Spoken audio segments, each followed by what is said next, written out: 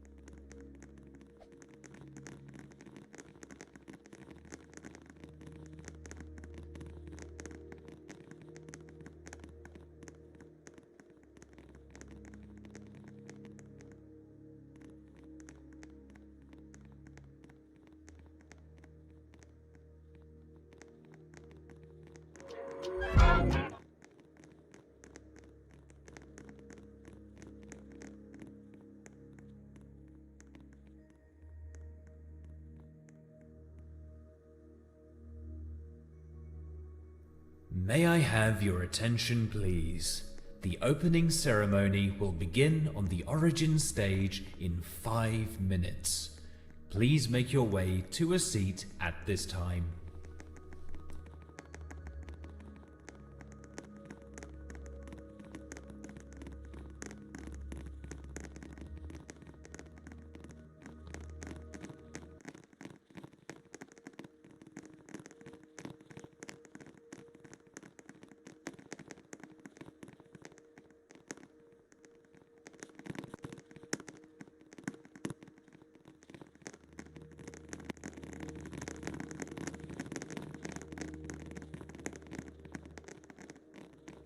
Chavez.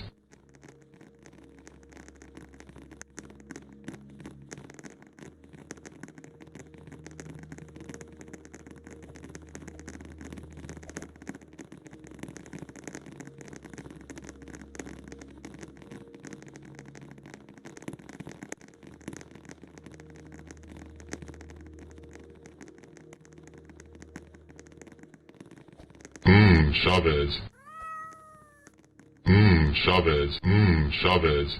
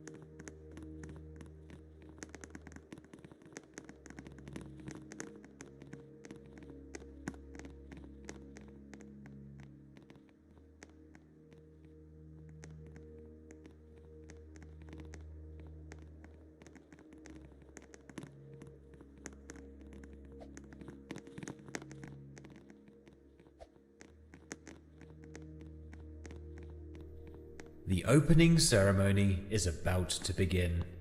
Sit back, relax, and enjoy the show.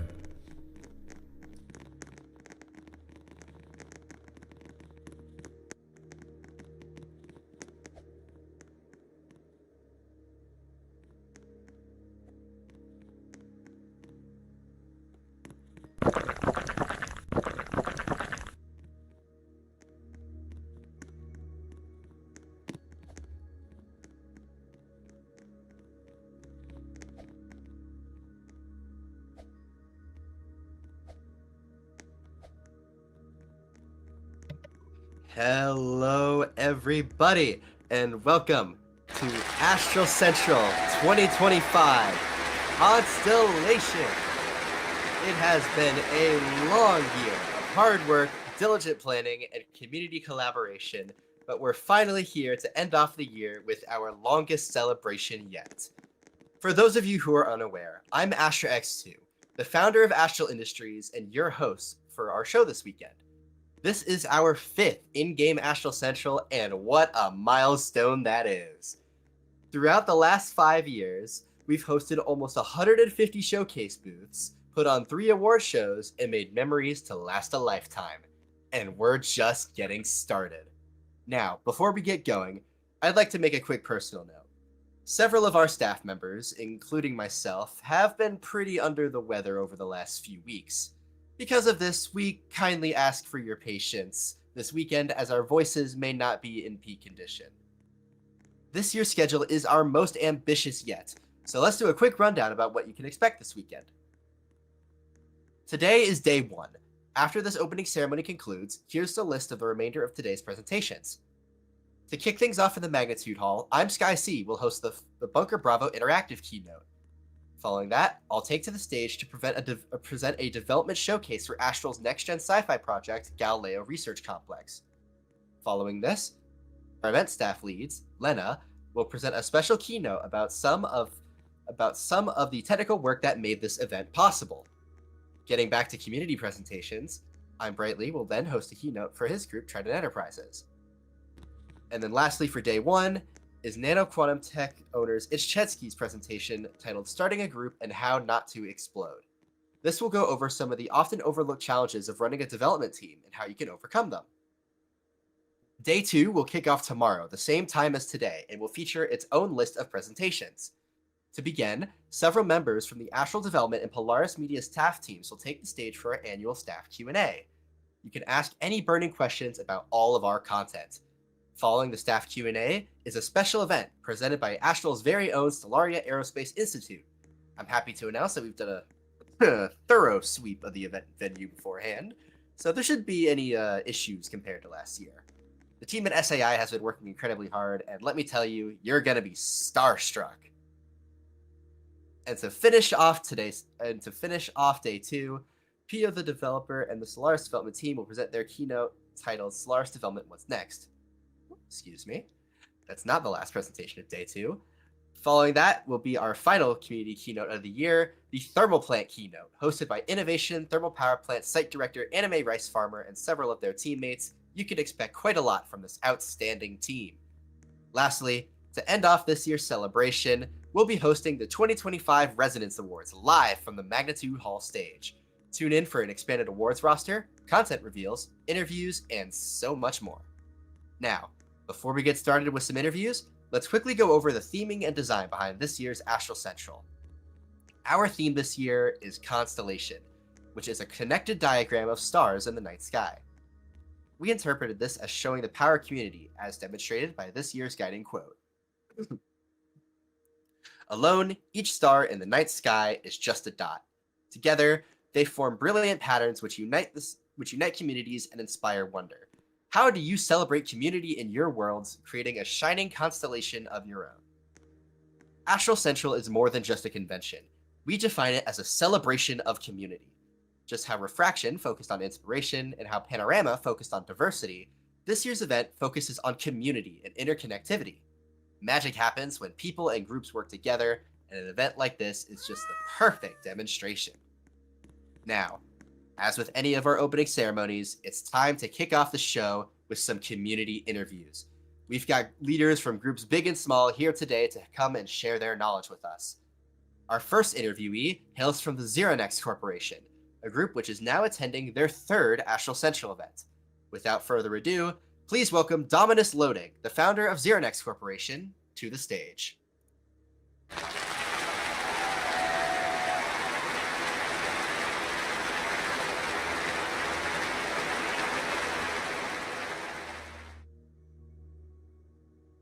Any minute now.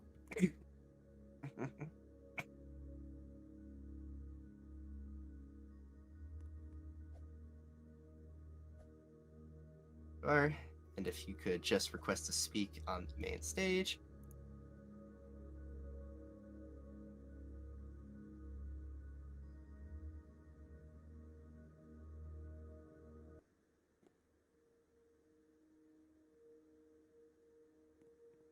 Gotta accept the speak in by Dominus.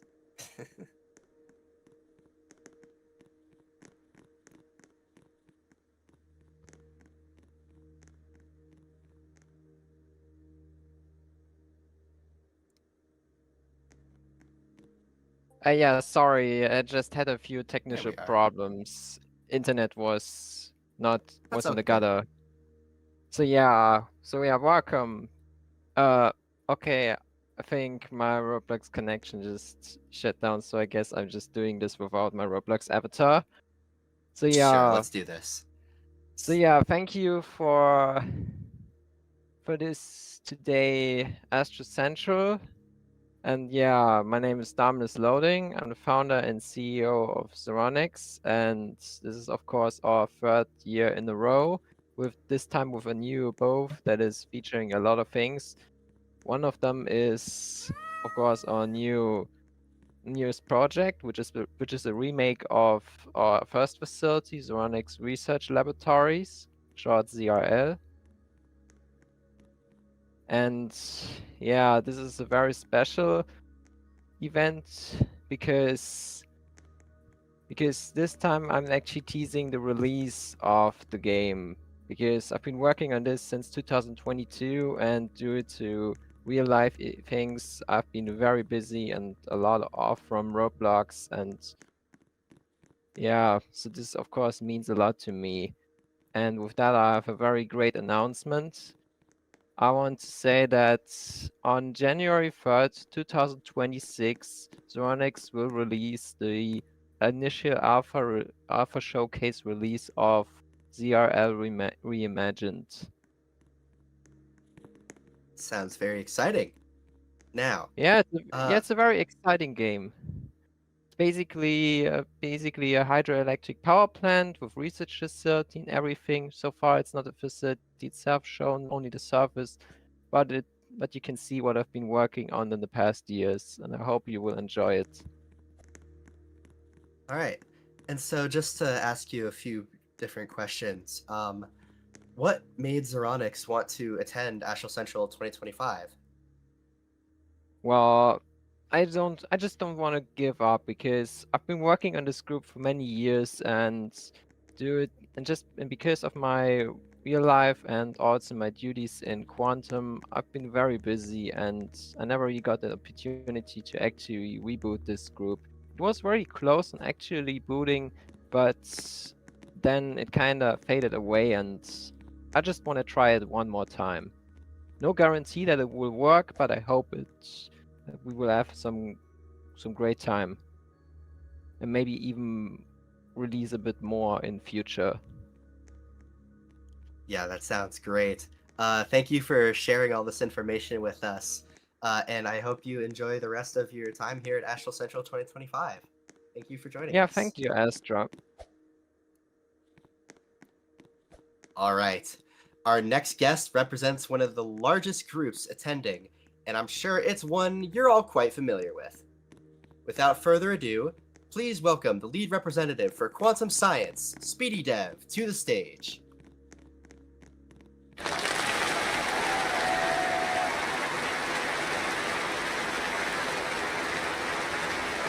Hello.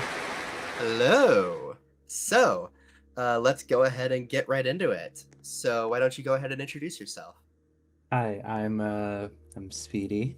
I've been developing for close to 7 years, but I only really started getting into it about 5 years ago. And I am the lead developer at Quantum Science. All right, so let's go ahead and get into our questions. So, first, what made Quantum want to attend AC25?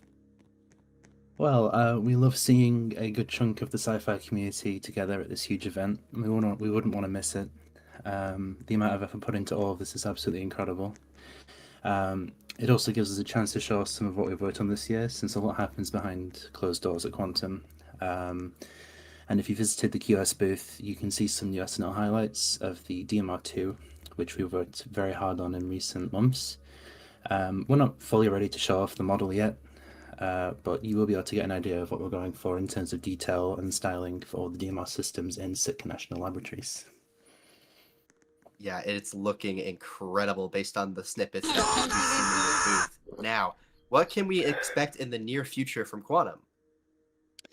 I'd like to think we can release what we're now calling the maintenance update for QSurf early next year, hopefully, which includes long-awaited maintenance tasks, multiple area remakes, and a pretty big code-based refactor, one that you probably won't be able to notice the difference with initially, but it should hopefully make it easier for us to work on QSurf going forward, which will be very, very important when we start releasing smaller updates as we prepare to go full steam ahead with SNL. All right. And then to finish things off, what has Quantum been up to this year? Well, like I've mentioned, we've got some SNL highlights in our booth, along with some new lore pertaining to SNL. But a lot of our focus this year has been split between QSurf and SNL. Both projects have progressed massively, in particular SNL, which received more work this year than any other year prior. We're working hard to make it the game that was promised all those years ago, and hopefully with that in mind, it'll be worth the very long wait. I'd also like to think we could shoot for early testing next year, but it all depends on the schedules of developers and leadership, as it's been kind of a mess this year with our schedules changing constantly, and just Roblox updates and many other factors. But yeah, that's what we've been up to this year. Yeah, I would imagine as such. It seems like you all have done some incredible work so far this year, and we cannot thank you enough for joining us. That Thank is you. all I have for you today, so you can go ahead and head backstage. Thank you. Thank you very much. All right. Moving on, our third set of interviewees comes from a first-time event insider, one that has made quite an impact on our quarter of the community. So, without further ado, please welcome Spirited Mohave and TML to the stage.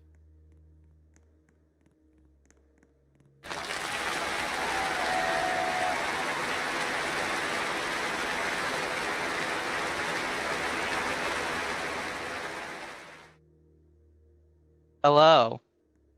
Morning, Hello. everyone. So, why don't you two introduce yourselves? Good afternoon, everyone. My name is Spirited Mohave. I am the current Chief Executive Officer of the Lumenflame Corporation.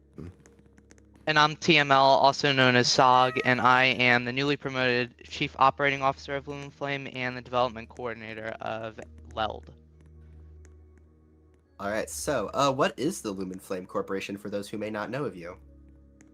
The Lumenflame Corporation is a company based in Northfield, Iowa, currently operating a expanded facility that is, well, located in Northfield, that currently holds the laser capsule reactor. All right. And so, what can we expect to see Lumen Flame doing next?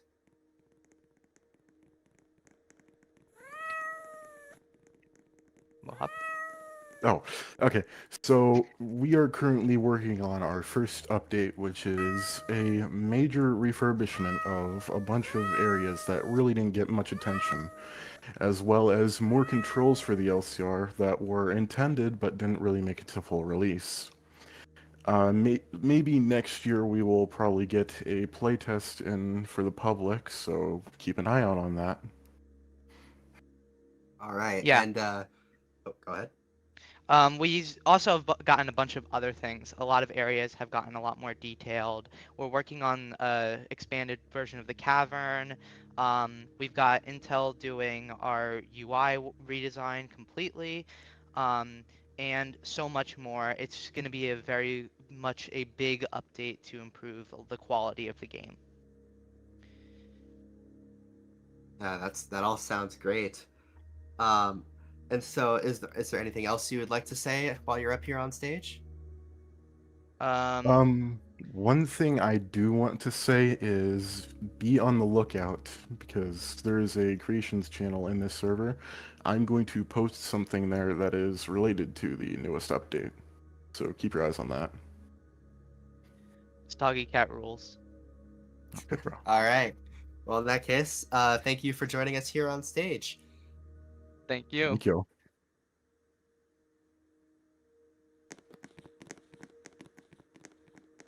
All right. Let's go ahead and move on to our fourth interview. So, our fourth interview comes from the leaders of one of the groups that is actually presenting a keynote later on. And that group is Trident Enterprises. So please welcome I'm Brightly to the stage.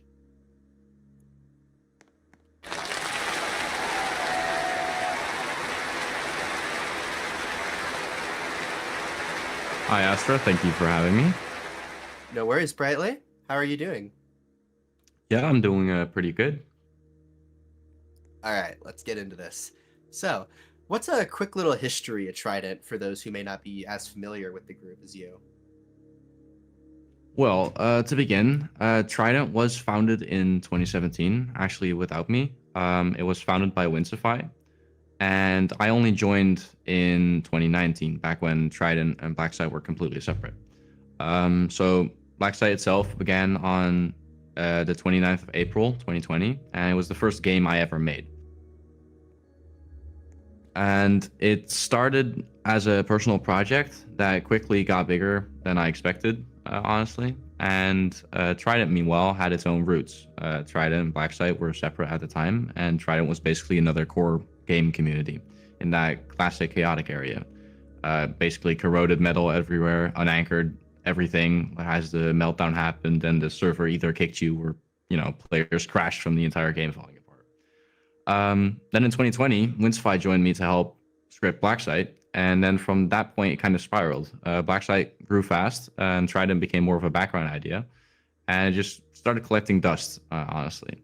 So we actually handed the Trident group to a friend of ours because we didn't feel like we'd push Trident any further, especially with the work that we were putting on Blacksite. But by 2023, we kind of hit a turning point. Our idea for Blacksite, it kind of needed to grow beyond being a fan game under someone else's banner. It felt kind of restrictive, not because we didn't respect innovation that we were previously on, but because we wanted full creative freedom and a clearer identity that was ours.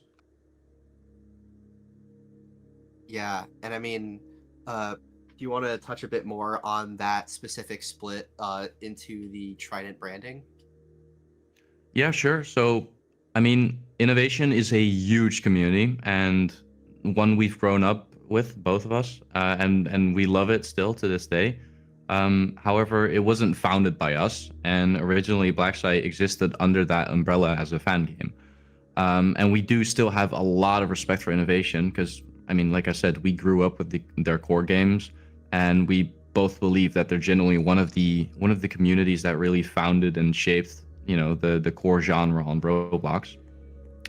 But like I said, yeah, in 2023, we felt Blacksite had outgrown being a fan project, and it felt restrictive in terms of identity and creative freedom.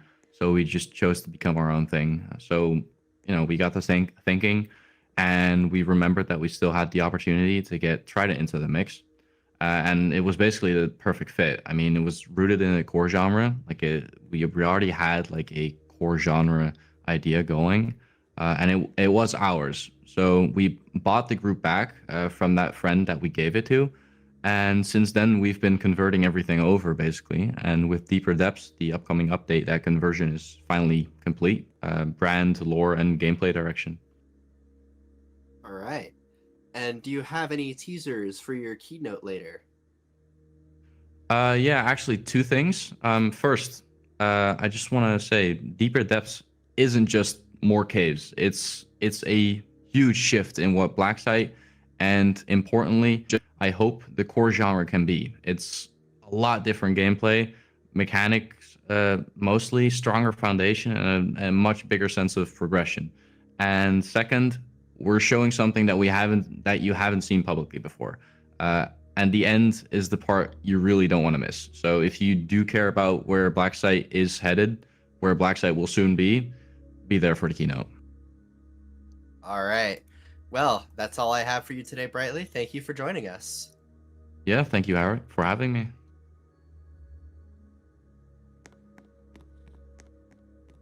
All right.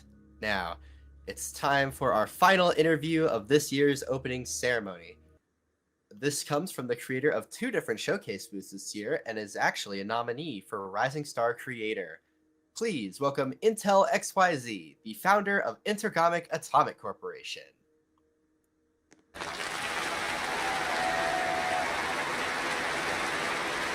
Hello, everybody. Hello. So, for those who may not be as familiar with you, why don't you go ahead and introduce yourself? I'm Intel. I've been in the sci-fi community for quite a while, and I've been developing on Roblox Studio for a little over 3 years now. I originally started sci-fi development on this game called Obby Creator, and that has been, well, hell, but it's taught me optimization and a whole bunch of other things, so, yeah. All right. So, what are some of the different projects that you've contributed to? Great question. Currently I'm working on the Lumen Flames LNAFC project to make Lumencast a flexible and consistent suite of upgraded UI elements for the game. And additionally, I'm working on Riverton Research Laboratories by Monolith Interactive to also work on UI there as well. I'm not limited to RL, mind you, so expect the best from Monolith in the coming months as well. I also do work for myself, obviously, as like a minute or two ago you heard that I am the founder of Intergomic Atomic Corporation. So I am working to build and do visual effects and, of course, as you heard, user interface elements for Intergomic's nuclear power station and Vancouver Generation Station. Actually, hang on. While I'm talking about Intergomic, I've heard complaints about the shell computer's hardware glitching out sometimes. I have no idea why this is happening, but I'm sure it's just loose wire.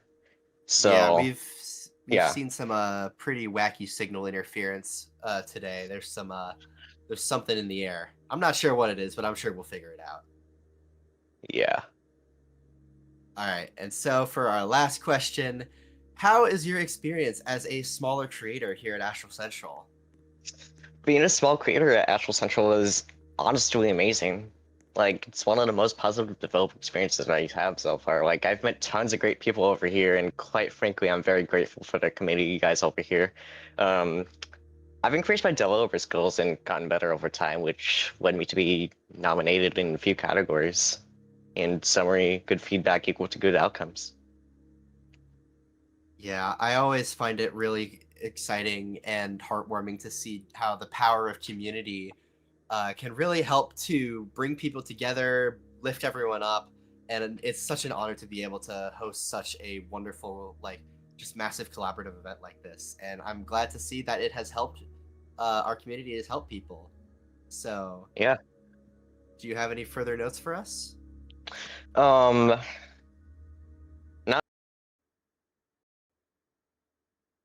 and have a happy Astral Central. All right. Well, thank you for joining us. No problem. All right. So with that, that officially completes our interview roster for today. Thank you for joining us for this year's opening ceremony. You can continue exploring the Magnitude Hall.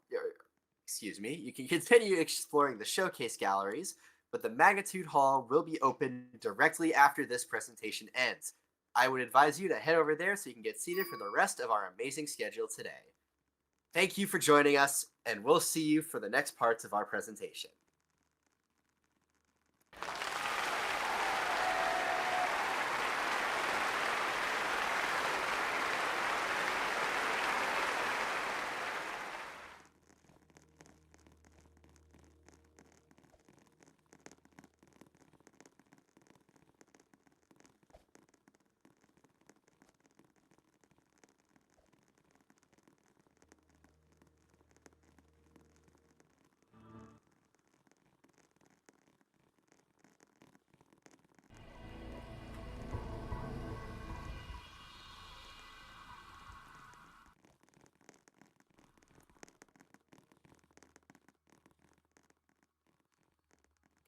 Our next presentation will be the Bunker Bravo Interactive Keynote hosted by I'm Sky C at 2:45 p.m. in the Magnitude Hall. See you then!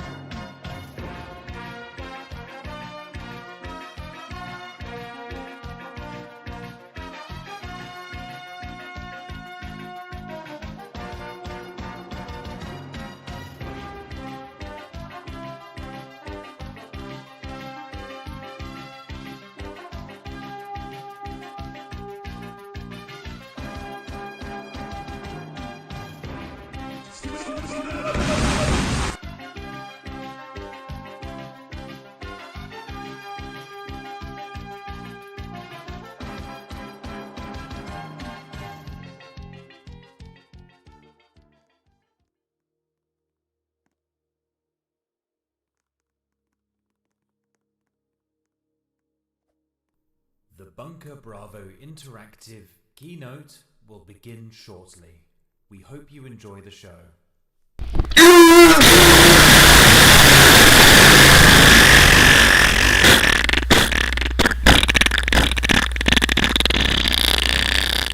Experiencing technical difficulties. We kindly ask you for your patience as we work to troubleshoot the issues. Thank you.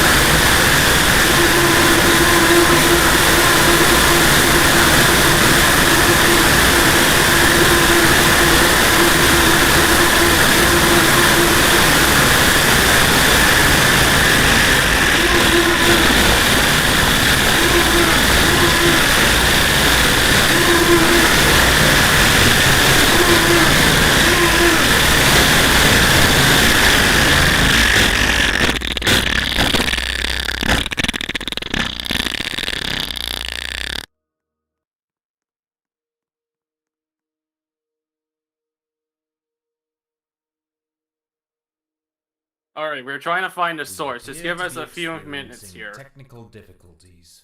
We kindly ask you for your patience as we work to troubleshoot the Okay, issues. Thank you. We are going to push back the BBI keynote until 3 p.m. EST. Due to unforeseen 15 minutes. events, So, we have we're made gonna the try to- decision we're going to try to delay resolve some this. of tonight's presentations. This happened yesterday. We couldn't find Please the issue, refer so to just the please wait. Astral Industries community server for more information regarding the latest event schedule.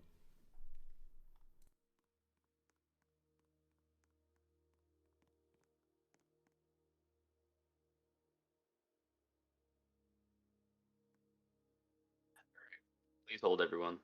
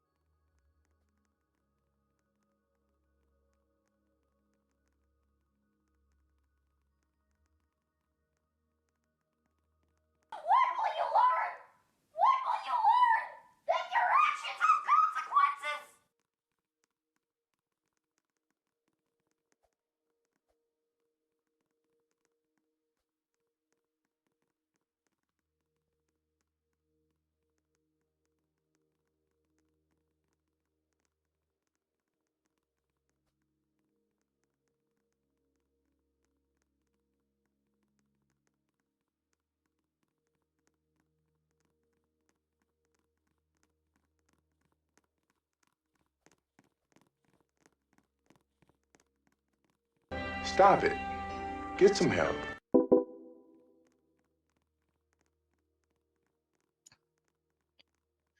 Okay. Um, Hello everyone. As you are aware, there has been some unforeseen problems with this year's event. We are unsure of the cause, however, we are currently in the process of rectifying the issue. For the time being, we recommend that you mute your audio, and we will notify you when the issue is resolved.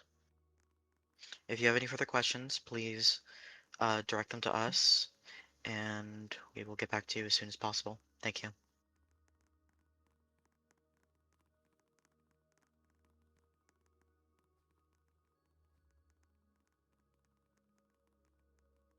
Help! I'm pinned down!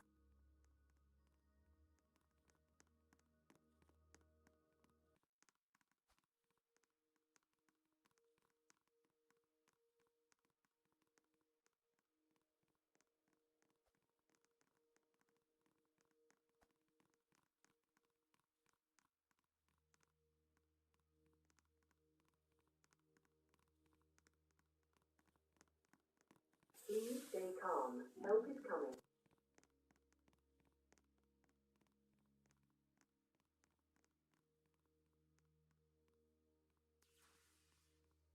For any users that are not in the host server, can you confirm or deny that you are also hearing these audio issues?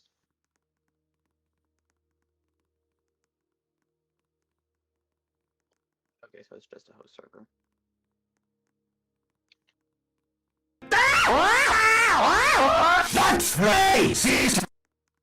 Okay, if you are not in the host server, you do not need to mute your audio. If you are in the host server, which is the official private server, please mute your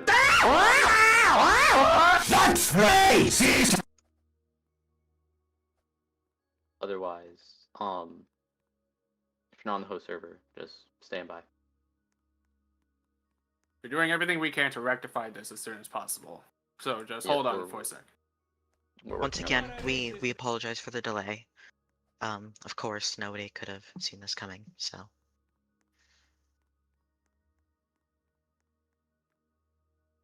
That's just self-centered and racist.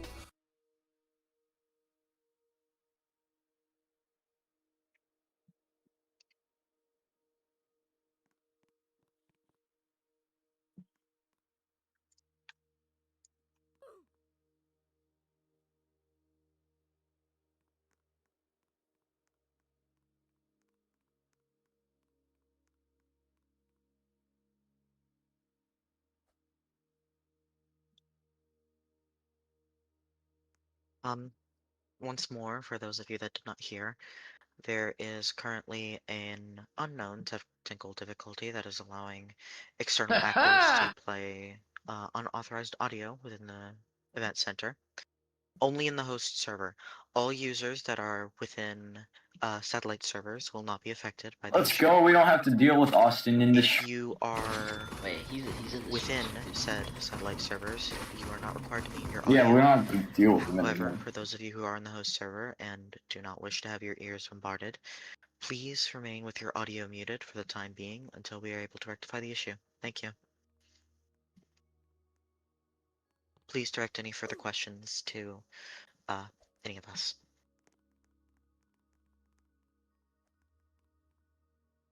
Once again, we're apologizing for the unforeseen delay of the Bunker Bravo interactive keynote.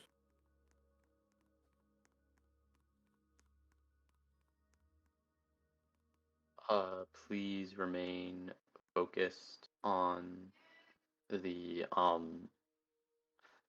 Astral events channel for further updates on the situation.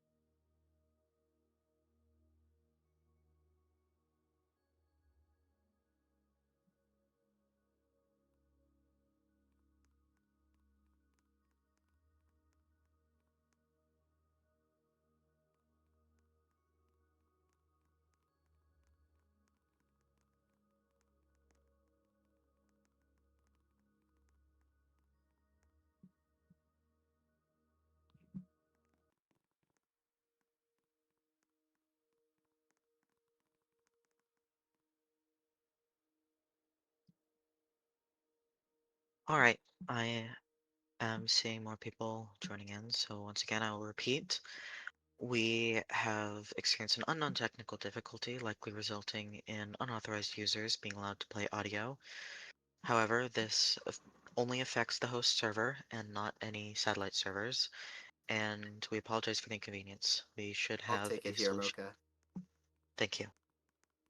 Just confirming, we are going to continue on schedule at 3 p.m. We apologize for the 15-minute delay, but there should not be any more issues. We will be beginning shortly.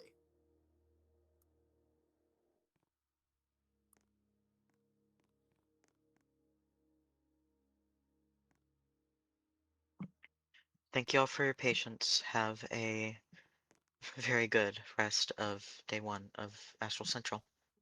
We'll be beginning shortly.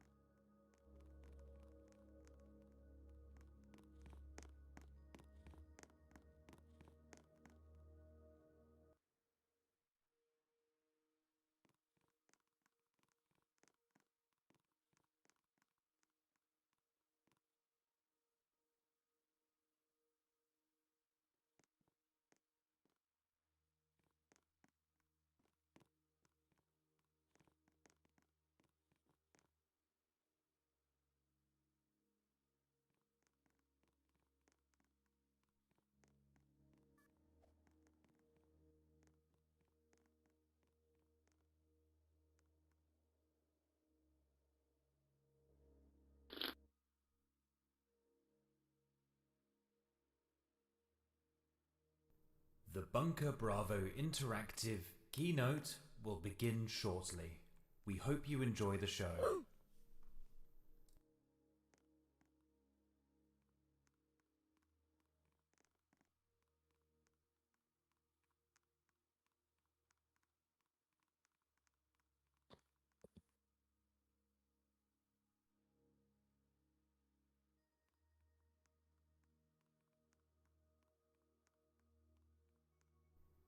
And now, please welcome to the stage Ms. Jenna Marseille, Chief Executive Officer of Bunker Bravo Interactive.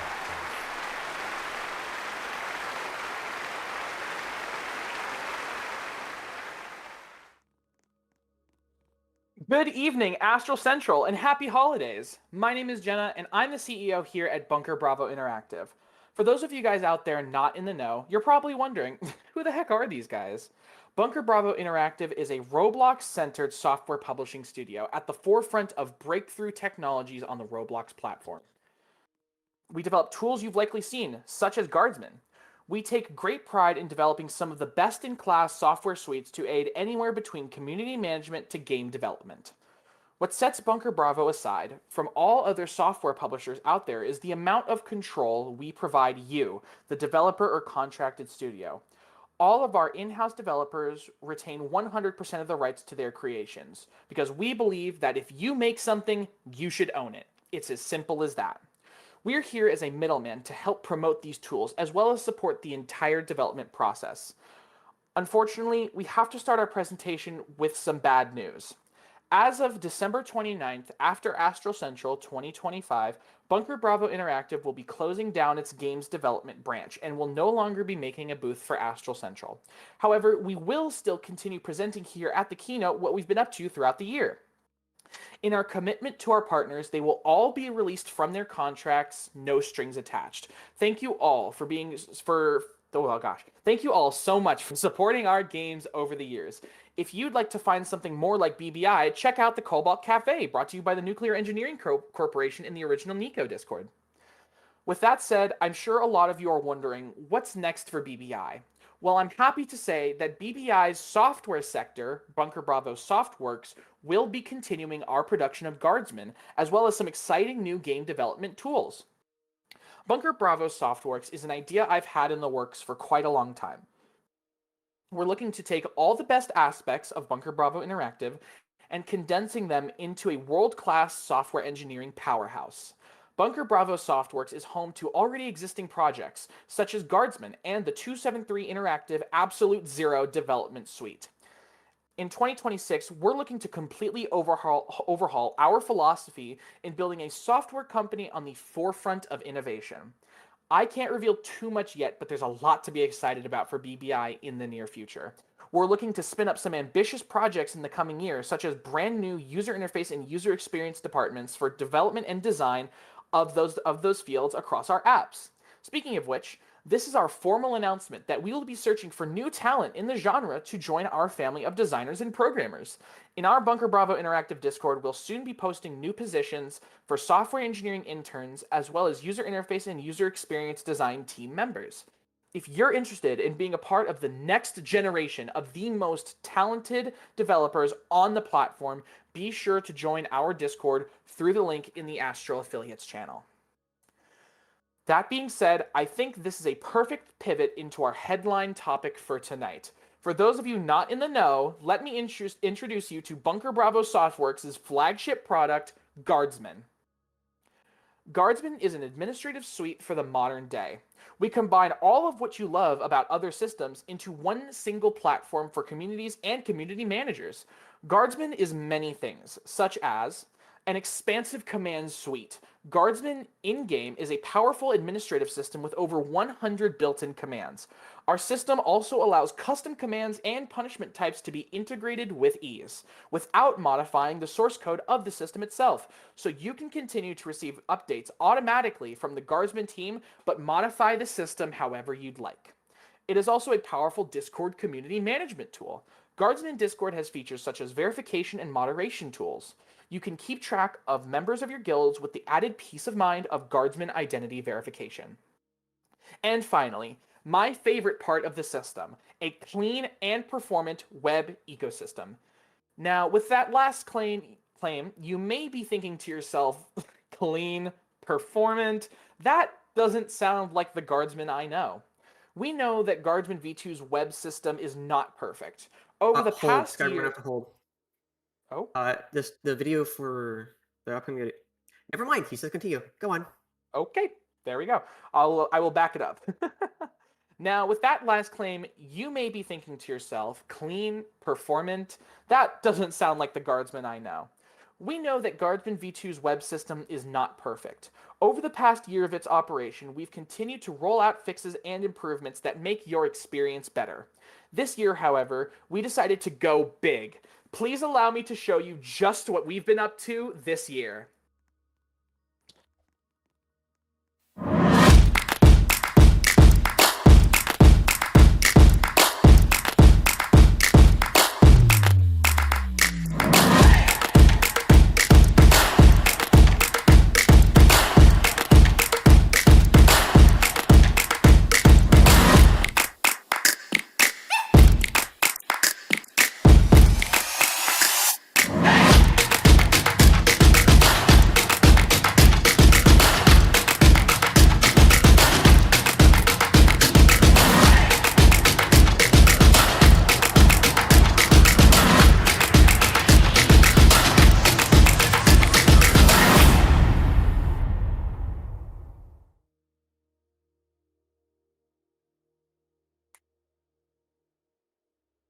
We are so excited to be revealing this incredible milestone in Guardsman's development, especially with our new backer features.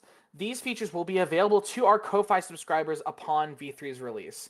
And side note, off script here, I'm really excited to be showing you guys stuff, especially like the Trello integration. It's going to let you guys migrate everything from your current Trello boards over to Guardsman, and you can apply Guardsman supporter benefits to up to 3 groups. So you guys can pick up right where you left off. We all know that Trello has been a bit of a sore spot when it comes to group management, and we're really excited to be bringing this new feature to you guys. But that's enough rambling from me about that. I'll save more for the Q&A. And with that, we've reached the end of our keynote. I'd like to thank each and every one of you for attending this event and coming to see the greatest sci-fi expo in the history of the Roblox platform. Please give a warm round of applause to the Polaris Media team for putting on this amazing show, and leave a donation if you can. They poured their hearts into making this special and deserve every bit of it. But we're not going anywhere quite yet. For the next 15 minutes, we will be doing a live Q&A in the Astral Industries official Discord server. Join in, ask a question if you have any, and we'll read them off live here on stage. We're Bunker Bravo Interactive, and thank you so much for listening. Oh my gosh. That is a lot of donations. Holy crap.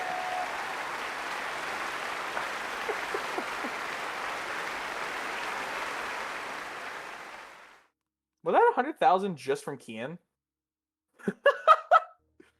That's wild. Where's the Q&A channel? I cannot find it. Can a staff ping me in the Q&A channel? Oh, AC25 Q&As? There we go. Okay.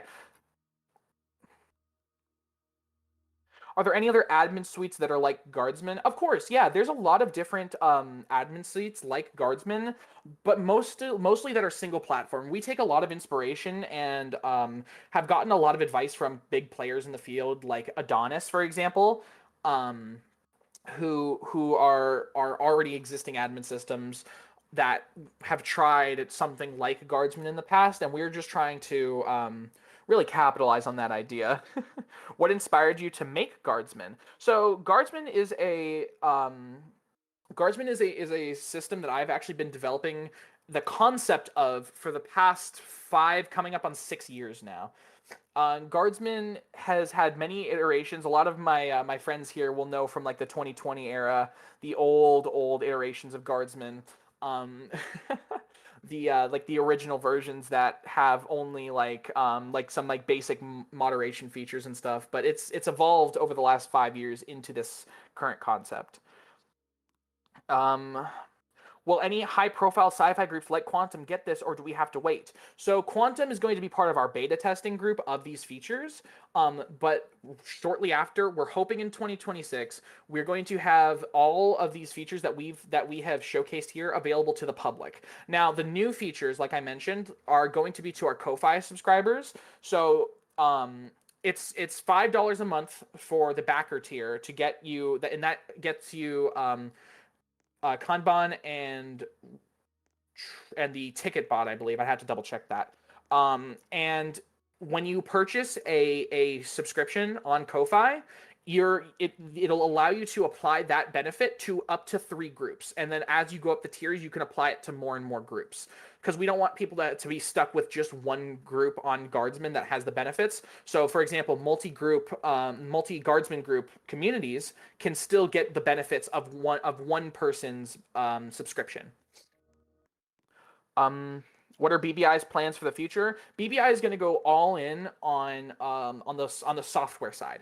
So we're going to be 100% focused on software and game development and game development assets like backend, like scripting assets and such. That's going to be our main. Excuse me. That's going to be our main focus now. How easy is it to use Guardsman if you're a small scale community? So Guardsman v3 is going to make adding Guardsman a lot easier to your communities. Currently in Guardsman v2, you can have a fully functional Guardsman setup within 10 minutes of making your account on the website. That's our benchmark. Is the project open source? If so, how easy is it to implement? The project is not currently open source. And the reason we've chosen not to open source that is we've had problems with people in the past having copied our code and then removing our credits. We're looking to open source V2 upon the release of V3. And I think that's the cycle that we're going to continue until we feel comfortable enough to open source V3. We don't like keeping it closed sourced. Trust me, I don't like keeping it closed source. But it's just kind of what we have to do in order to make sure that, we don't have our stuff stolen and then passed off by someone else. How expensive are the Guardsman tiers? What benefits do each give? Yeah, so on our Ko-Fi page, let me pull it up real quick. On our Ko-Fi page, there are 3 different tiers. Supporter, which is $3 a month, which gets you priority support, access to the supporter-only category in the Guardsman development server, and then early access to Guardsman V3, as well as a permanent early supporter badge on your Guardsman profile. Backer tier grants you the same stuff, but it'll also grant you access to the Kanban app as well as the Ticket Bot app, I believe. And the Backer Plus tier, which is $10 a month, will get you all of that plus the remote config, the remote config option. If some groups are interested in what you've presented, what are your thoughts on doing a 1-month trial for Guardsmen? Yeah, absolutely. So we're going to be reaching out to some of the groups that are present here at this event on if they'd like to trial Guardsman V3 once we're at a point where we have at least like a release candidate ready to go. So yes, we will be reaching out to some of the groups here to see if they'd like to trial Guardsman V3. Why is Bunker Bravo about to make a grand departure from the Roblox platform? We're not making a departure from the Roblox platform entirely. It is only a departure from making games. So we had certain games in the works, like our Bunker Bravo originals, that were in the works for a long time that never really saw much development activity as of recent. So we decided that in order to be able to streamline our process and focus entirely on the side that has demonstrated to work, we're going to be fully pushing our software. Does Guardsman work as a Discord standalone? Sort of. You do have to create a Guardsman group on the website and then invite the bot through there. However, you do not have to tie a Roblox group to a Guardsman group. That is optional. What can we expect about Nemesis for 2026? That's a good one. So Nemesis is our in-progress anti-exploit system that we have seen great success with in Quantum and Light Incorporated games. Nemesis is going to be a server and client-sided anti-exploit, and we've already seen it catch. I can't give an exact number, but we've already seen it catch thousands of exploiters in the past. I forget how long we've had it running. I think we've had it running for a few months, but we've already seen it catch a lot of exploiters, and we're really confident with our new. We actually recently hired a new developer to help us out with the development of Nemesis, and we're really confident that we're going to get it to a point soon where we should be able to have it out and like released next year to the public. How did you find the idea of making Guardsmen? What were your inspirations? Ooh, that's a good one. So I don't know how many of you would remember it. Who here remembers the name AXD from Quantum back in 2020? AXD, Axanon, Diamond. AXD was one of my good friends, and we used to work in Quantum together, and he developed the original concept for a web-based moderation system. And ever since 2020, it has been my goal to replicate that and expand upon it. That is where I got the inspiration from that project, because that project is long dead. Will there be a Guardsman plugin for Adonis? I honestly prefer the customization on it. Yeah, so that's actually something we've looked into and that we might be releasing next year as well, is a Guardsman plugin for Adonis. So allowing an Adonis server to connect to the Guardsman API. That is definitely something we'll be looking into. Has part of the code been vibe coded? No. We do use like GitHub Copilot, but we don't vibe code Guardsman. No. Is Nemesis ever going open source? Likely not. The reason we can't make Nemesis open source is we use a lot of experimental and kind of unknown checks that we don't want to see patched because they're extremely effective in catching exploiters. And that'll also make it easier for exploiters to, try to figure out how to get around Nemesis. So Nemesis likely won't ever go open source. Will BBI release the incomplete versions of their games on the 29th? No. So BBI won't be releasing. I mean, that's up to the developers, to be honest. I will leave it up to them. But from what I can tell, we're probably not going to be releasing those, but we are leaving them open for our current developers to continue working on them as a passion project on the side. So, what's it called? We probably won't, but it's up to them because we want to give them as much control as possible. Will you make Roblox plugins? Yes, we do have Roblox plugins in the works as a replacement for our loader. So instead of going to like a model to insert the loader, it's going to be a plugin that can insert the loader and then automatically update it, which will be pretty cool for like config updates and stuff. Is Guardsman available for non-reactor games? Absolutely. We actually have Guardsman deployed in a lot of non-sci-fi games. You can use Guardsman in any game you want. Are you ever planning a partnership with Roblox like Bloxlink? We would love to work with Roblox on that level. However, we do not have the access to that kind of relationship. They would have to be the ones to reach out to us. But we would love to work with them on improving Guardsmen and such, like, because I know they use Bloxlink in a lot of their places. I think they bought Bloxlink or something, and we would love to work with them like that. So that would be a pretty cool thing, but probably not in the near future. If Guardsman goes down, what happens to the data store stuff? Yeah, so Guardsman has a built-in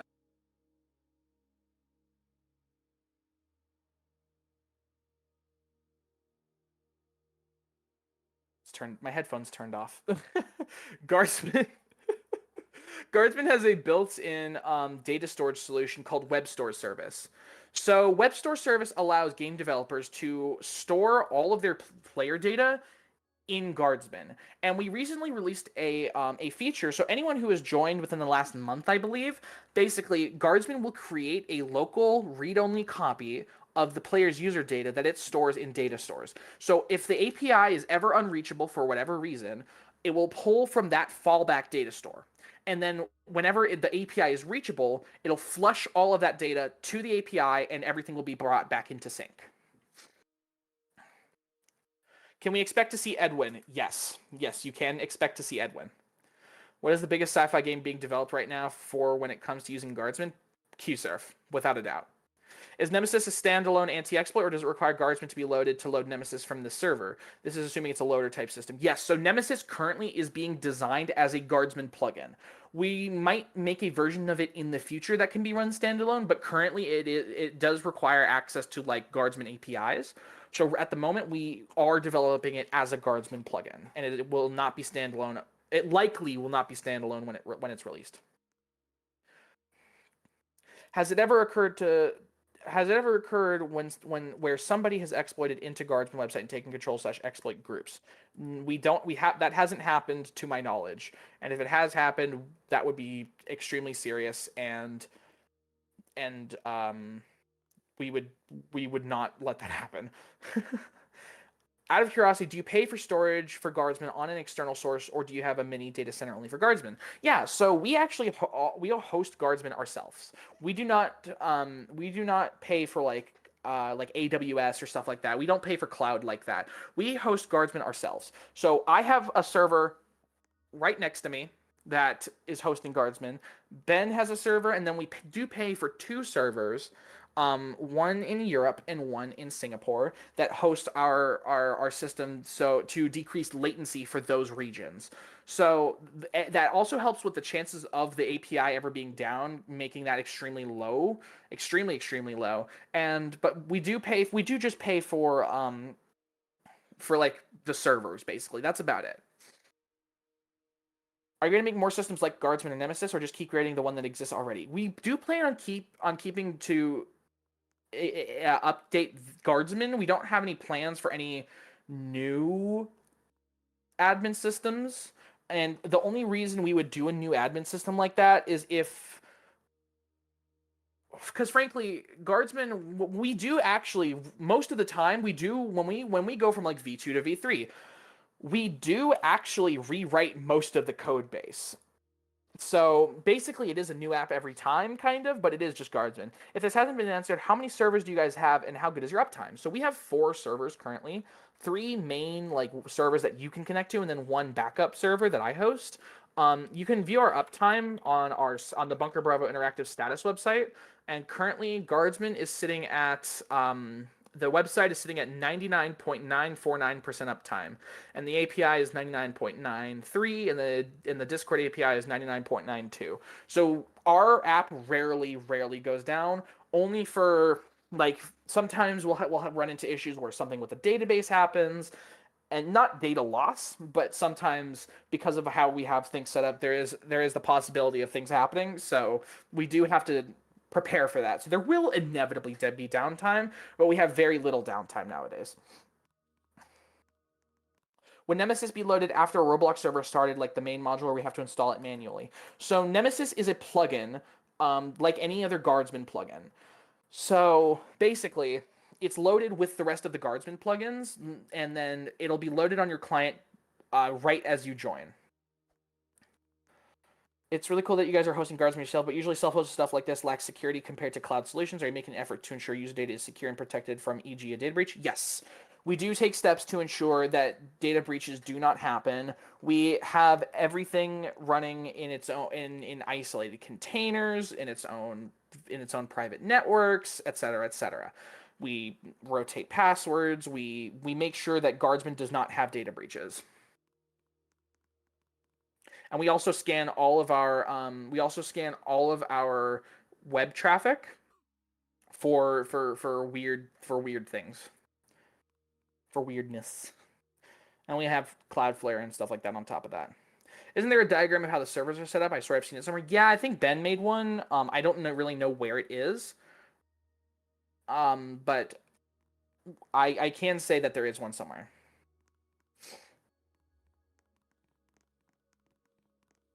So, on the topic of Guardsman's privacy policy, we do not store any user data beyond the username, the user IDs, Roblox and Discord, and any other data like game data. We do not collect any personally identifiable information.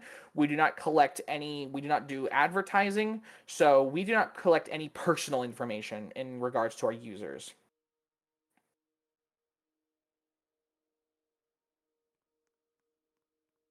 Adding on to the server in the event of a utility failure, EX power outage, or other external factors, example natural disasters, also somewhere to backups. Yes, so because of our because of how distributed our servers are,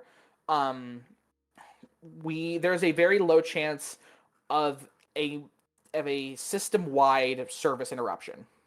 How do you handle GDPR requests, e.g., right to erasure for European users? Yeah, so per our privacy policy, if you email our the Guardsman, if you email the Guardsman team email, which is in our privacy policy, then you can request you can submit a right to erasure request. We are also currently working on built-in right to erasure. So, for example, being able to delete your account directly from the Guardsman app. Does BBI plan to expand its reach for Guardsmen and other similar systems outside of Roblox? Example, Steam games, potentially. That's getting into a whole different realm. It is something I've played around with the concept of, but it's not something that we really have plans for at this time. Do you guys process refunds for tiers? I'm not exactly sure how Ko-Fi handles refunds, but if Ko-Fi handles refunds, then yes, we will process refunds for tiers, and we will be offering probably 14-day trials is what I'm assuming. We haven't really worked out the details when it comes to that part yet.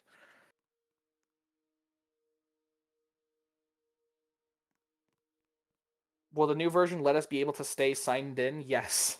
Yes, that will be fixed. Is the Guardsman on Roblox the same exe4? So no, Guardsman, the Guardsman backend is very similar. As in we're not doing a full code refactor for Guardsman in-game. However, okay, thank you, Astral. However, we are looking to re-add the admin panel, and we're hoping that 2026 will be the year where the in-game admin panel comes back. That's been something I've wanted to do for a long time, and that's actually why we're hiring UI and UX people to help with the design of that. Is BBI a full legal corporation? No.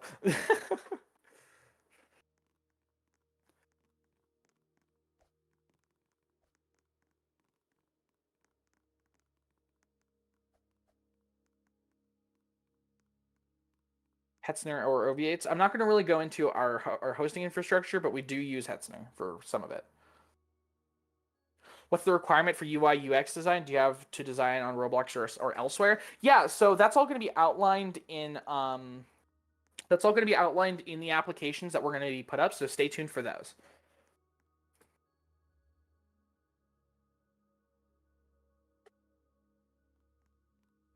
Does BBI plan to expand into this realm official corporation? That would be really funny, but no. What's your favorite feature from both V2 and V3? Ooh, had to think about this one because I was worried I was going to get asked this question. My favorite feature from V2 is the game data editor. For those of you who haven't used the game data editor, it is a UI that visualizes like the table JSON structure of your game data schema, and you can navigate it like it's kind of like a tree navigation. So you can navigate to different spots in your game data and edit the whole thing. You can download and upload and like sync people's data. It's pretty cool. V3 definitely Kanban. Kanban boards are one of my favorite things to have been making so far. Trying to remake that feature that the features and the stuff that people really want out of a Kanban system has been so much fun. How much does Guardsman cost to run on average? I'm not going to be just.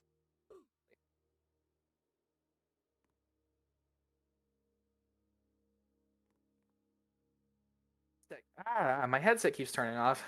I'm not going to be disclosing publicly how much we pay for Guardsman every month. What was the idea on making a form of Trello for Guardsmen? Honestly, just kind of just people. We've heard people's complaints about Trello in this day and age with the user restrictions and the board restrictions in groups, and we don't like that they're being so restrictive of an app that we've all used at some point and that we all got used to. So our goal is to help the Roblox community by enabling this crucial feature, but in a different way where we can directly maintain it, where we can control what we put in it, and more importantly, where we can have a system where we can distribute it to more people and give it away, not give it away for free, but give it to more people for cheaper. That's our biggest thing. Is we recognize that this is the first time that Guardsman will have paid features, and that's just because it does cost money to run this app, and we do need to make some money off of Guardsman. However, we still want to take it as an opportunity to give back to your communities while providing a service that we can sustain and that you guys find good value in. Do you plan to stay in the sci-fi community for a good while? Yes, absolutely. Bunker Bravo will be BBI Softworks will still have a focus on sci-fi style games, but we will be developing tools and technologies for the mainstream. What is Kanban? Kanban is the kind of organization system that Trello uses. So it's kind of like a card-based system where you have lists and you have cards, and you can assign people to cards, you can give them descriptions. It's just the organization system. If you could add anything to Guardsman without restrictions or limitations, what would it be? Ooh, that's a good question. It's a really good question. I'd have to think about that. Let me come back to that by the end of the keynote. Speaking of those paid features, would Guardsman have some sort of premium like other Discord bots? So our Ko-Fi subscribers, that is the quote-unquote premium, basically. So our backer tier is where our benefits start. The supporter tier is like enhanced support and early access to features. And then our backer tiers start to get you more features like Kanban and such. Lena, the message you sent didn't actually send. It just says I'm now privately chatting with you. So do you want to resend that? All right. Does anybody have any other questions? If so, please put them in the BBI keynote thread. What are the options for users to customize their experience with their data and privacy? So could you elaborate? If you could elaborate on that, then because I'm not sure. I'm not exactly sure what that means. Also, I got you, Lena.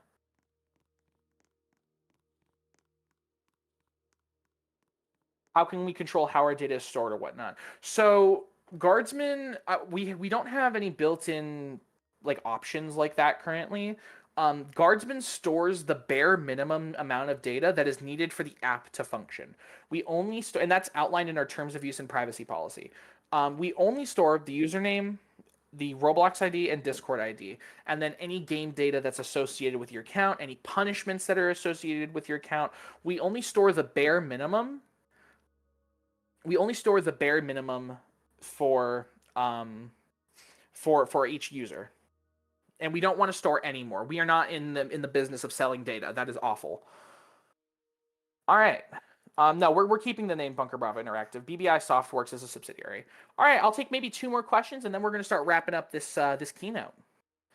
What's the hardest thing to make while making Guardsman? The hardest thing to make. It's a tie. It's a tie between the game data browser and WebSockets.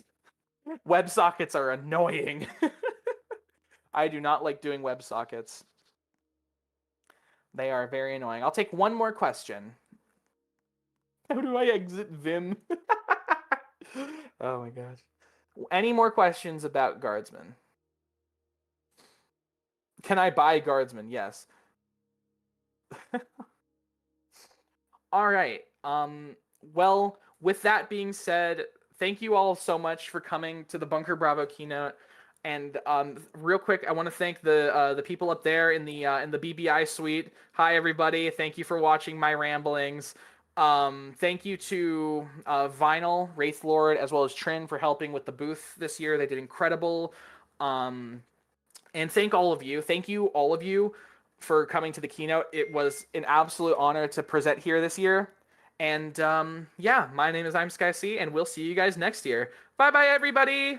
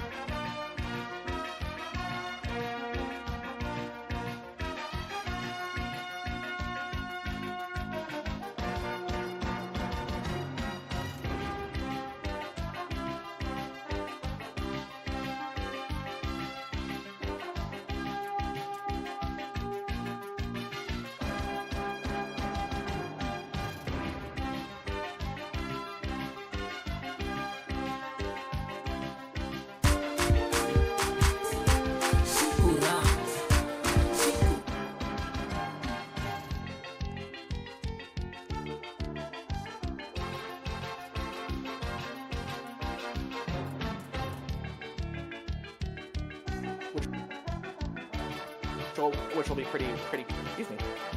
You can keep guardsman plugin, and it will not be standard. You can name the Roblox ID and Discord ID.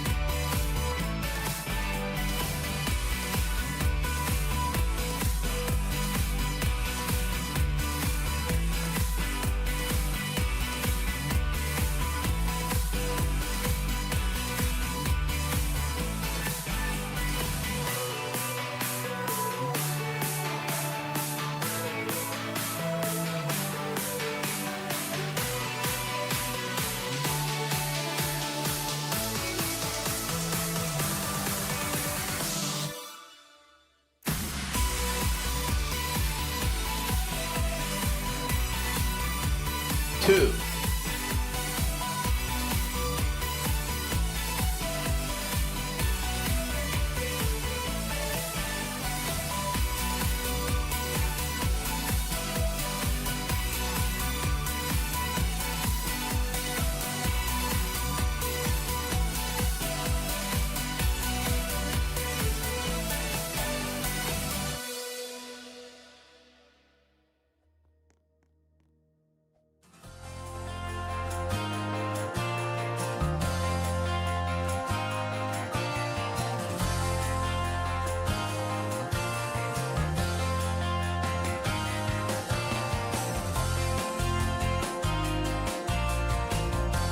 Unlocked.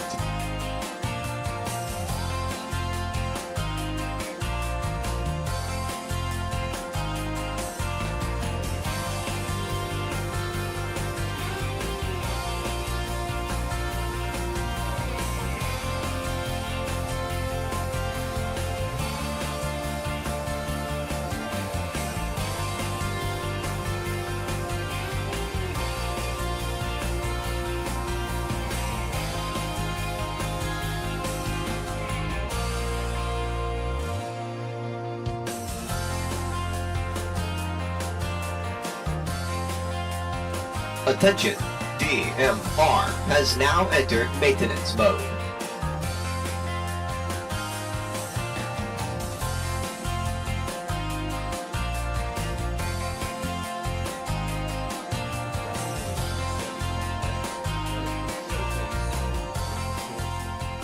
Hope you enjoyed the show.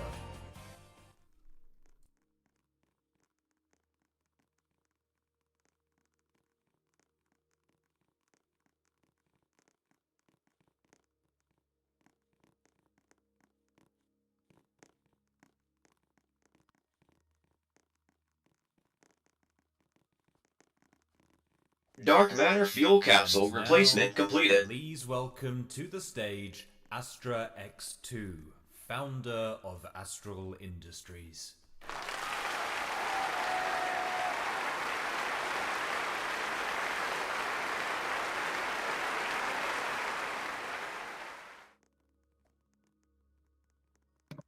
All right, hello, Astral Central 2025.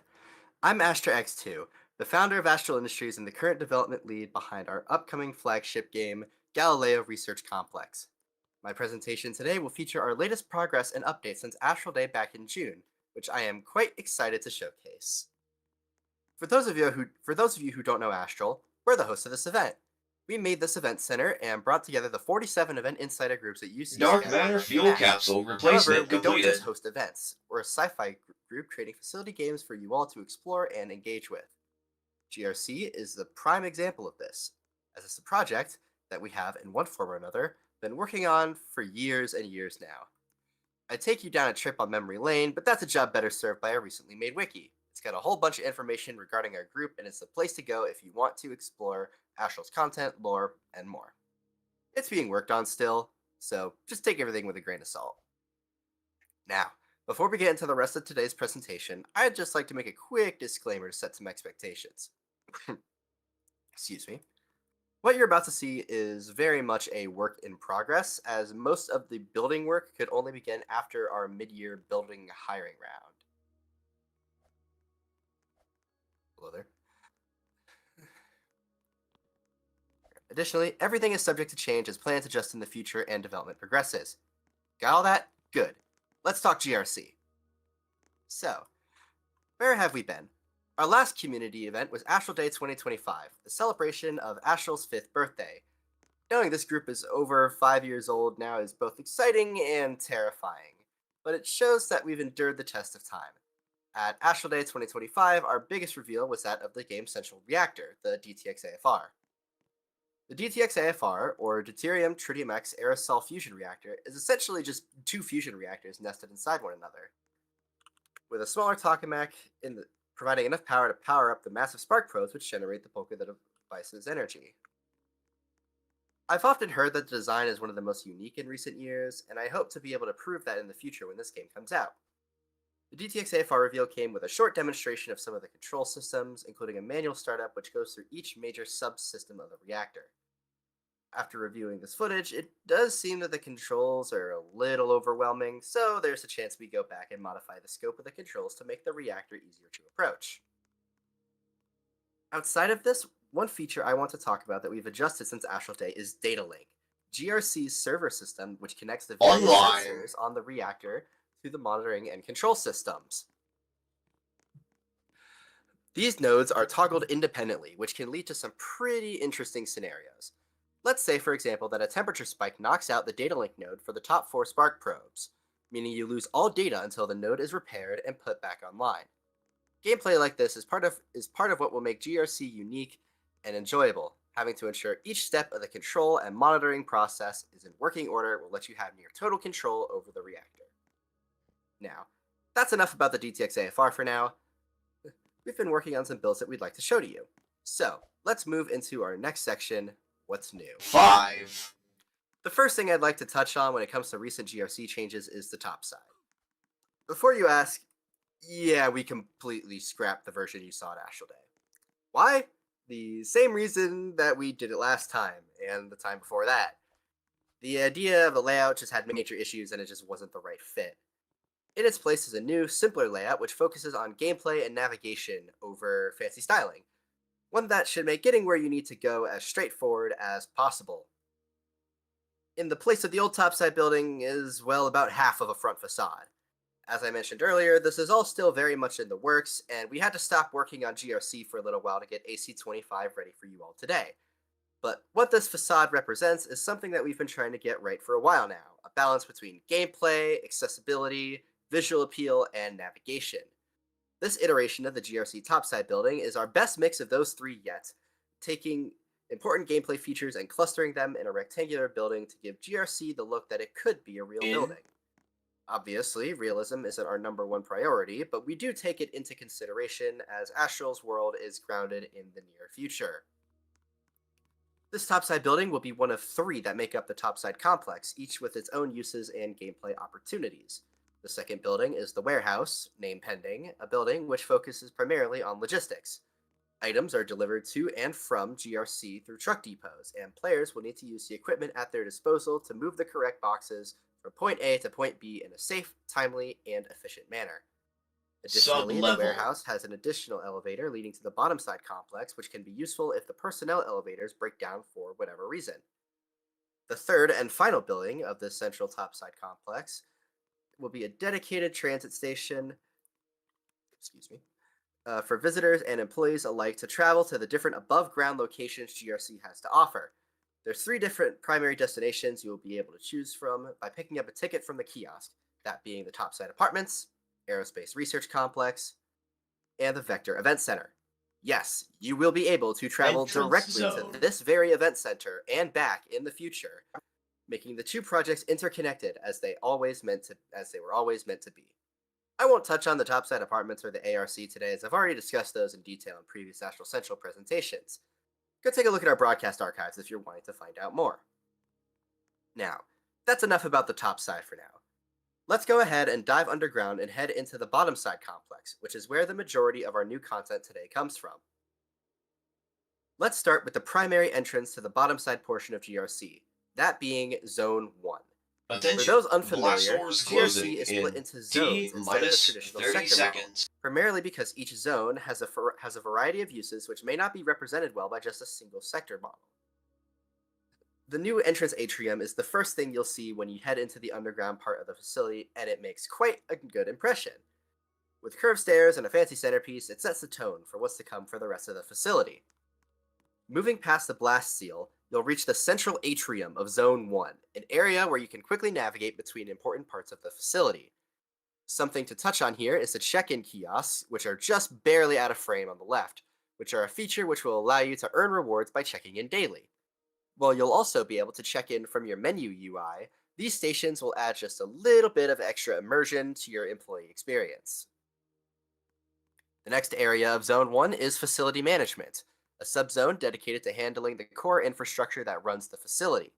This area is home to Starlight, GRC's in-house operating system, alongside facility-wide air conditioning and a control room.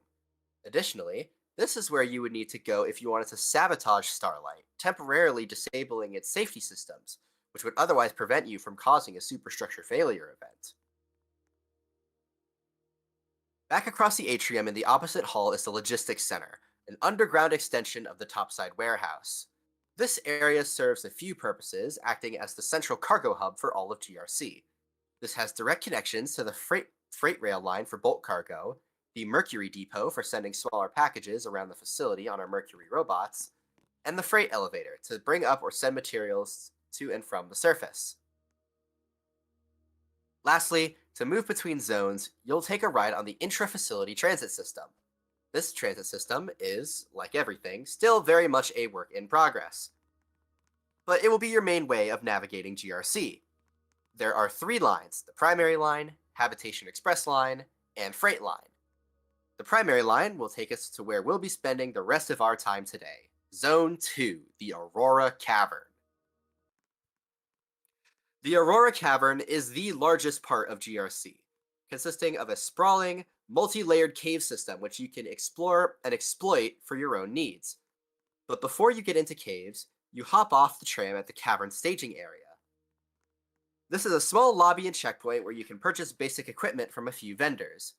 Additionally, you'll be able to interact with some NPCs to start a guided quest line. This quest line will go through the basics of mining to help you get started in the caverns. There will be plenty more like it excuse me, for various other gameplay systems too, and all of these will be a part of the story mode if you choose to activate that. Now, going down the cavern skylift cable car, you'll arrive at what you see here, the upper caverns. These act as a hub area for the Aurora Cavern, essentially being the tutorial zone for those wanting to try out mining. While it doesn't have much in terms of ore, it does have a few other unique buildings. The first of these buildings is the Mineral Processing Building, a station where you can take your raw ores and use a variety of machines to process them into more valuable forms. These include crushers, polishers, smelters, and more. We're taking inspiration from automation and factory games for this system, and while I didn't have time to touch on the apartments today, you'll eventually be able to chain these machines together to make your own processing lines. Selling ores raw will result in quick cash, but you'll need to spend some time processing it before earning the maximum amount possible from your mining trips. The other main attraction of the upper caverns is survey missions, something I've discussed in much more detail in previous Astral Central events. Basically, these are short, fast-paced mini-games where you go into a randomly generated cave to survey a newly found outcrop, collecting rare resources and platforming along the way. These will be great for more experienced players who want to take full advantage of their skills. Moving on, if we head back up to the staging area, we can pick up the zipline gear from the equipment vendor. This zipline gear is a key tool that lets you go on ziplines, enabling traversal over dangerous areas without falling to your doom. Using the zipline gear, we can head down to the largest part of the Aurora Cavern, the lower caverns. The lower caverns are a series of interconnecting tunnels and outcrops, each with a variety of resources ranging from bulk, low-tier materials to scarcer, high-tier ores.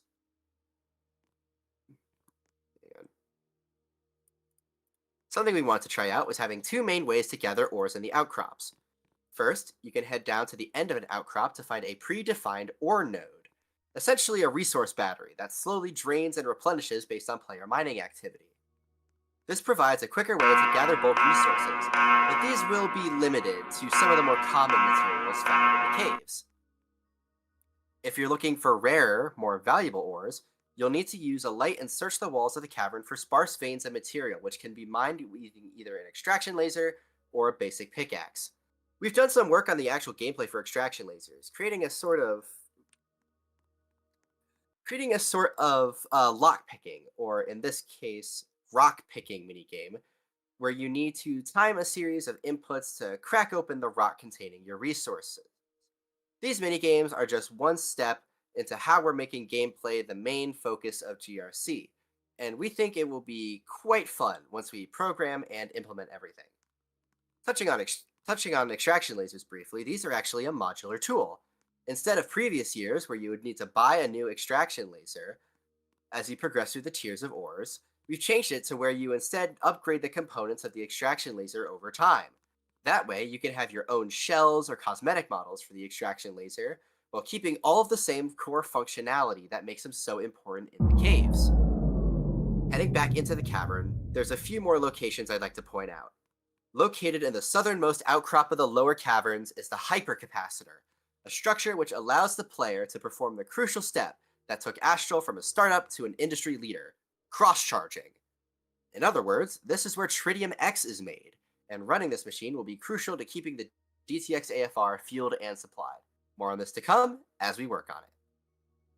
Lastly, heading all the way to the end of the lower caverns will lead you into a small outpost, this one with a vendor selling oxygen tanks and breathing equipment. This is the entrance to the most dangerous but most rewarding section of the Aurora Caverns, the Deep Caverns. The Deep Caverns are the end game mining area. This is where you'll want to go if you're looking for extremely valuable Tier 3 and Tier 4 ores, including the ever so elusive Vantium. These resources will be needed to craft high-tier components and equipment, so you'll need to be ready for anything when heading in. What's so special about the Deep Caverns is that they shift constantly. The layout is randomly generated and refreshes every 30 to 60 minutes. This keeps excitement and pressure high while you navigate the Deep Caverns, always with that lingering feeling that the walls could cave in at any moment. Additionally, there's no permanent life support equipment. Excuse me. So, you'll need to bring your own oxygen tanks and a breather from the vendor at the entrance. With this, you'll be able to stay in the Deep Caverns long enough to find those precious gems and get out safely. The Aurora Cavern is home to GRC's most important mechanic, resource gathering. This is the core gameplay loop behind so many more features, including manufacturing gameplay, satellite production, logistics, and so much more. By mining resources in the Aurora Cavern, you unlock a world of gameplay opportunities you wouldn't otherwise get just by sitting around in the reactor control room all day. We hope to expand this to the caverns in the future, potentially adding more outcrops, new types of ore, and even maybe unique cavern sections with special ambient conditions. However, we're focusing on completing the initial vision of GRC's mining areas before doing anything crazy. Now, that's all I have to share with you regarding the Aurora Cavern for today, but excuse me. But I did want to touch on a few more things. Just give me one more. Yeah, sorry, this cough has been... Whew! Alright, where was I? Up until a few months ago, work on GRC has been quite slow due to one major issue. We didn't have any builders. Thankfully, this is no longer an issue. We recently hired some incredibly talented people in Matrix, Frostbite, and Lumen to help us out, and they've been responsible for a lot of what you've seen in this presentation. Please give them a massive round of applause for all their hard work. Now, as our 2025 event cycle comes to an end, work on GRC is going to pick up again in the new year. Our current goal is to have the foundations done for the entire map, top side and bottom side, by AC26. This also includes foundational gameplay mechanics like inventory and NPC quests. I want to make it painfully clear that we don't do release dates, at least for GRC. This game has been in development long enough to where we've realized it's just better to say, excuse me, it'll be out when it's out. Expect more dev updates and GRC dev streams next year as work continues. I always enjoy putting on a good show, so I'm hoping it'll be a fun way to spice up engagement. Also, after the incredibly stressful and chaotic experience behind the scenes preparing for AC25, we'll most likely have to switch our focus to preparing for AC26 about halfway through the year instead of waiting for the fall. That way we have more time to get important features done without causing as much stress.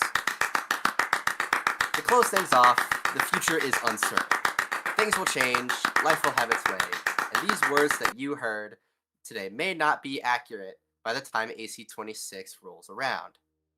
What won't change is our desire to get a game where we can be proud of into your hands, our incredibly patient and gracious audience. But now, I'll go ahead and open the floor to the public for any questions you may have in the AC25 Q&A's channel. I'll be answering as many questions as you have regarding GRC. Thank you.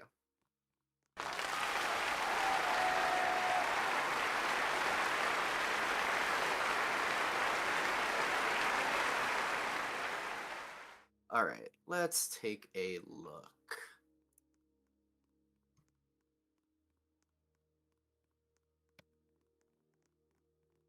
All right, exactly how many remakes has the top side received? I think this is probably remake number 3. And again, I touched on this earlier, but it's primarily just because we keep going back and iterating and realizing that we can do better, and we want to get the best possible uh like the best possible experience for you guys. So next up, quote, I've heard that the goal with GRC is to be a bit different and unique in the sci-fi genre. What will Astral do to be different from other games? So I think the most important thing that will make GRC unique is its focus on gameplay. Oh, sorry, excuse me.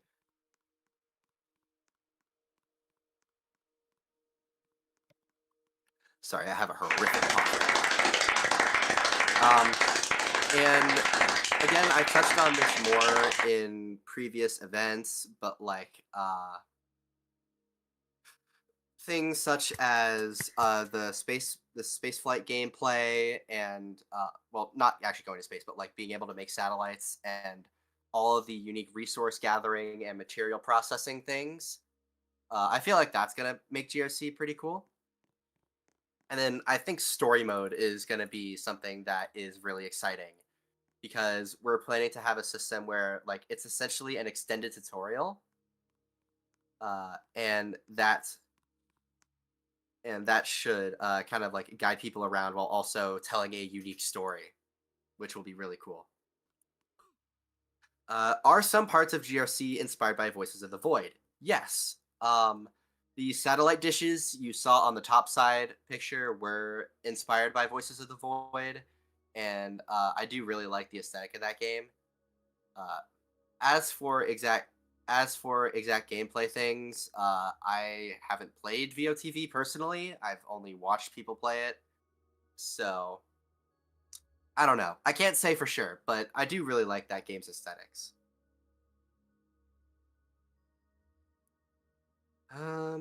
Will Stellaria Research Institute be a separate playable game or part of GRC? So the Stellaria Research Institute is the aerospace wing of Astral Industries. And it will be, they kind of have their own area on topside if you go on the transit station that I talked about earlier. And that's where all the peregrines are based out of. Oh my goodness, excuse me.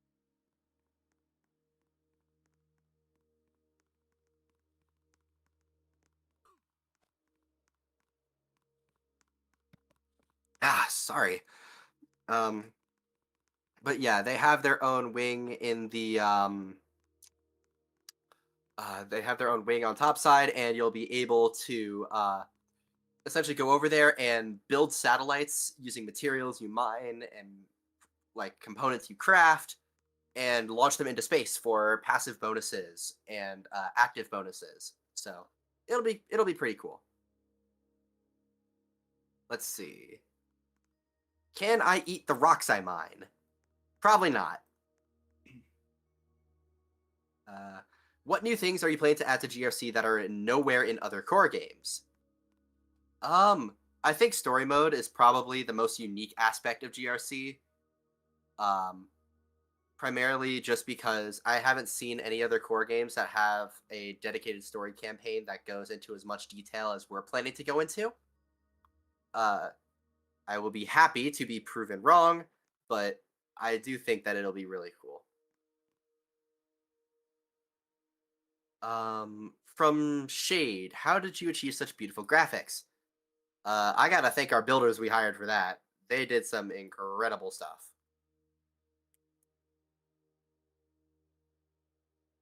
What is inspiration for GRC? I'm afraid if I gave you a full list for that, we'd be here for 6 hours. So I'm just gonna move on. Do you know how long an oxygen tank will go until it runs out? I'm gonna assume this is relating to the deep caverns, and you'll be able to use currency to purchase better and better oxygen tanks. So, for example, the initial one will probably be a relatively short timer, just enough to like get your feet wet metaphorically. But yeah, this is in some ways it does remind me of what Trident Enterprises is doing with Black Site. And I don't mean to rip them.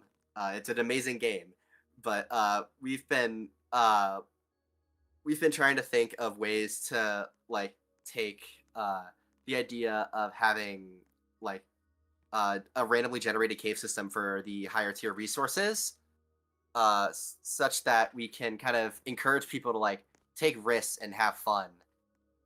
So it'll be pretty interesting after all. As for the duration question, we aren't far enough into development to give you a concrete number. So yeah, sorry about that. Will there be public tests, hiring testers, or paid early access?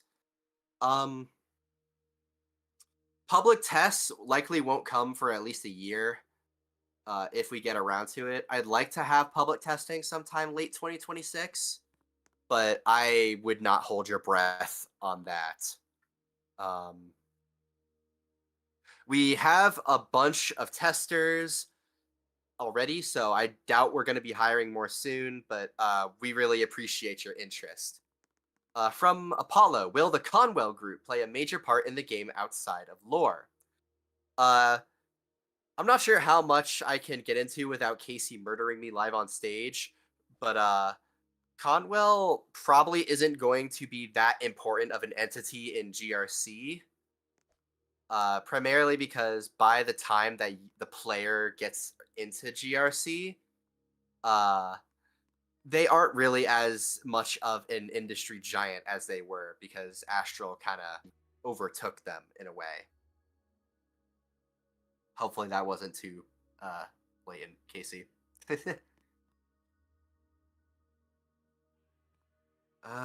Let's see. From Fort Tema in game chat, what's your standard player count?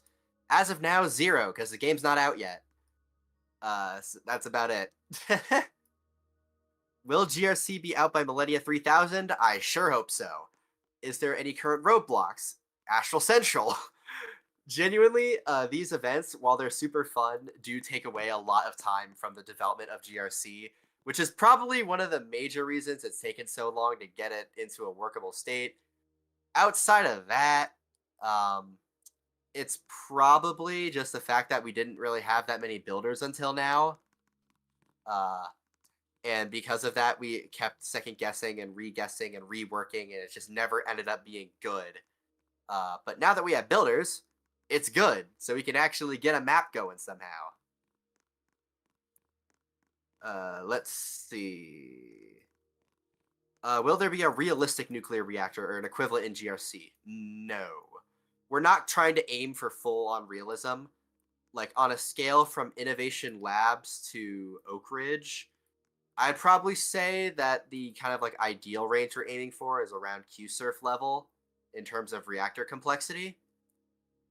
Like, we want to be able to highlight different, like, we want to make it interesting, but like we're not trying to make it like incomprehensible at a first glance. And that, not to say that Oak Ridge is incomprehensible. They do an amazing job with like guides and stuff, but like we want to make it relatively simple to access initially. Let's see. How far is the Vector Event Center from GRC? So, this depends on what timeline you're looking at in terms of lore continuities.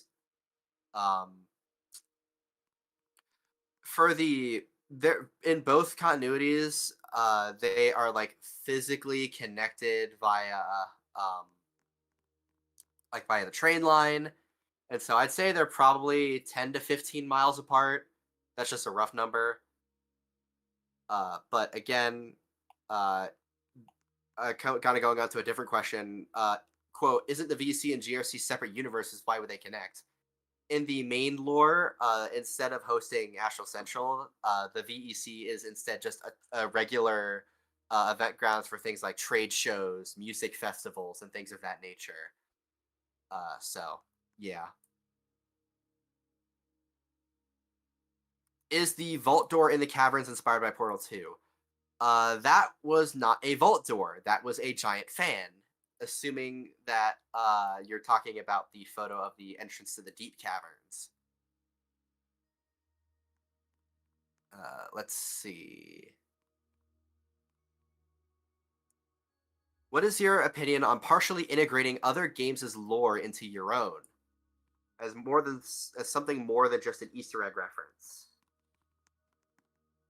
I feel like this is something that you would want to talk to the person that is behind the lore that you're wanting to integrate.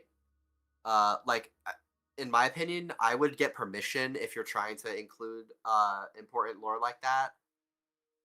But otherwise, if you're just, it essentially turns it into fan fiction. So again, that's for you to make your best judgment on. Will GRC have low-end support for potato PCs? We hope to optimize GRC to the best of our abilities, such that we can allow people on mobile and on lower-end PCs to be able to join us. However, our main focus is on just getting things working before we go through and optimize everything.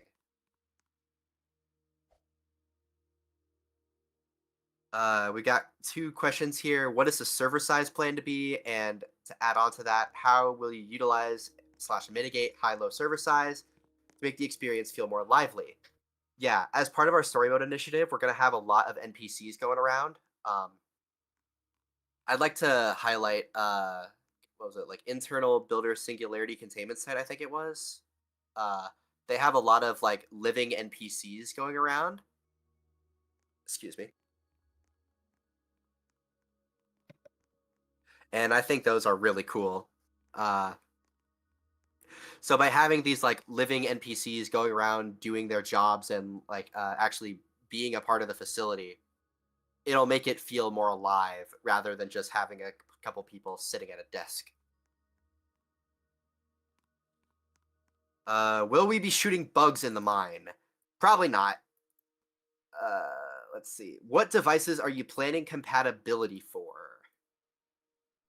Ideally, as many as possible. I think, though, if there was one that we would probably put on a back burner, it would be VR. I do think that VR support would be really cool, but it's probably pretty tough to implement for a game like GRC. Let's see. What monetization systems are you planning to implement to pay your developers? Give me a second.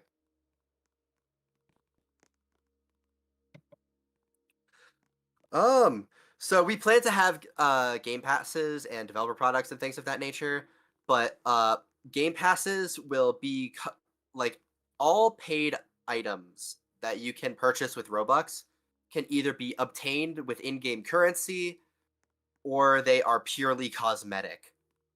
Because we want to avoid having like a pay-to-win type scenario where essentially if you were to like purchase one item, you would instantly become like better than the whole server.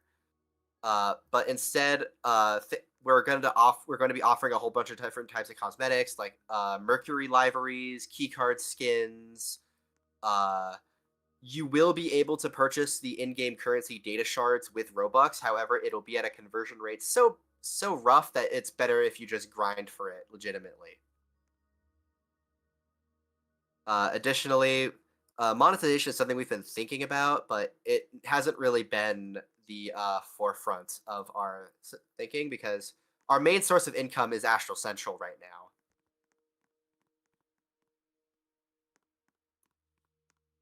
now. Will there be teams in GRC? Yes. We have a career path system where essentially you earn several different types of XP based on certain tasks that you complete, and they each progress towards individual experience trees. which will unlock unique rewards. So, for example, if you were to work in the reactor area, you would earn science XP, or if you worked in the caves, you would earn logistics XP based on the type of task you were doing. If you went did a lab experiment, you'd earn research XP. If you launched a satellite, you get aerospace XP. And all of these merge together into a global XP system, which also has its own unique rewards. Why does Astral own an event ground? There's no exact lore reason for this yet. So I don't want to like come up with anything and just have it stick without actually thinking it through. Will GRC have burgers? Yes, actually. Quite a few of them. Because I remember one of the restaurants that actually, if anyone was here for AC22, you would have seen it, Scorch's Burgers. And there's implications behind some of their ingredients, wink wink, but there are burgers that you can get in GRC, yes. Can you make things from the materials you get in the Aurora Caverns? Yes, and that is like probably the largest and most developed gameplay feature of GRC, is being able to use resources to craft components, craft parts, and make furniture, lab equipment, processing machines, satellites, a whole bunch of stuff, using various manufacturing machines scattered around the map. Will GRC be in R6 or R15? GRC will be in R15.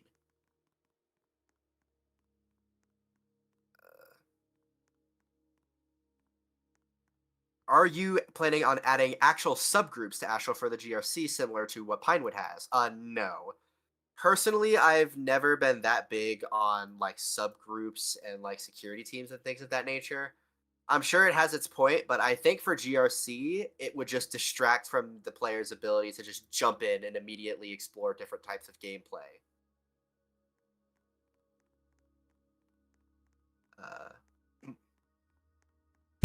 If the complexity of the reactor would be similar to Q-Surf, does that mean there will be maintenance like refueling? If yes, will the fuel be created from ores or a separate machine?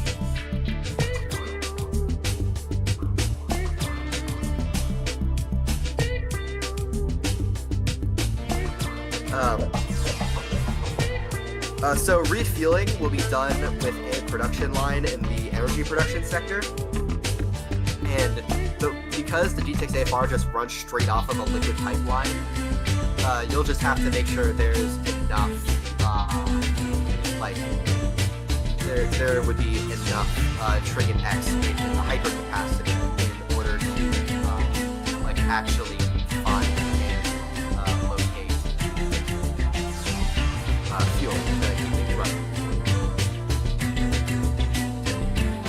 How in-depth will the mining gameplay be? Will it be more of a thing that you can almost exclusively do, kind of like a sub-game, or make it have its own progression, or be more integrated into a gameplay loop with other systems, or both? I think it fits into both statements, because honestly, you can do a lot with just mining and just never touch the reactor. And then again, it has integration into other gameplay loops as well. Like, you'll be able to make reactor parts or other tools based off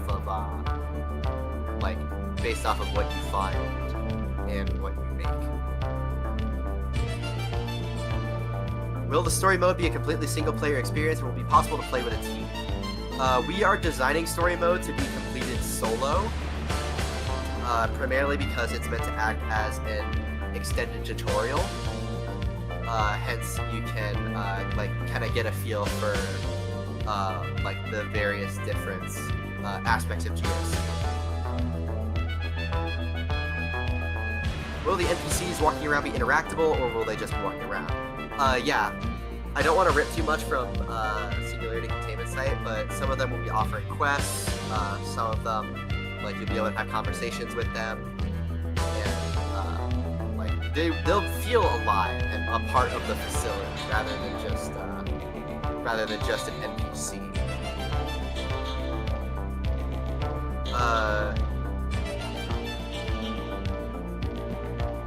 how many crystals slash tasks will there be, or our plan as it stands.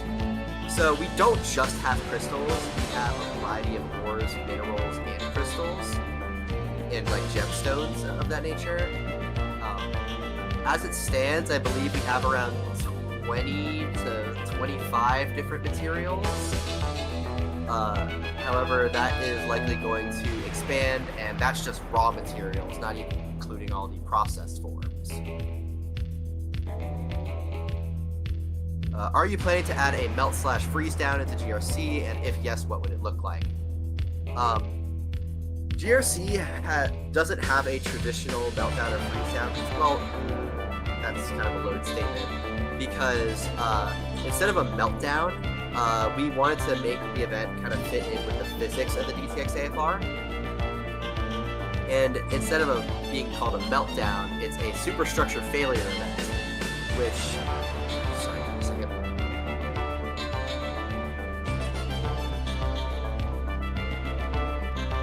Sorry guys, I'm just sparing you my coughing.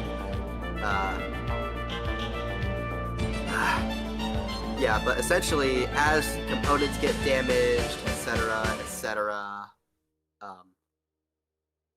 eventually oxygen would leak into the chamber, and oxygen plus fuel plus tons of ignition sources equals kaboom. As for a freeze down, we don't really do freeze downs. However, there is a danger condition associated with a stall out, where we essentially the DTX kind of condenses on the walls of the chamber, and if reignited, could cause some serious damage.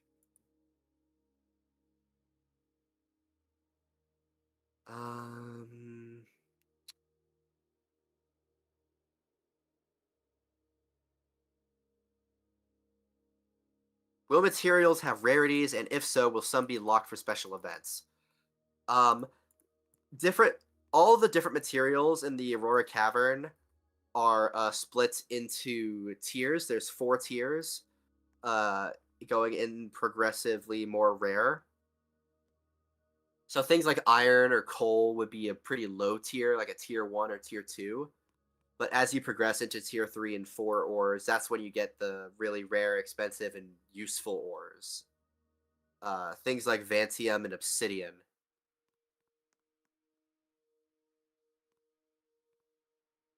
Excuse me.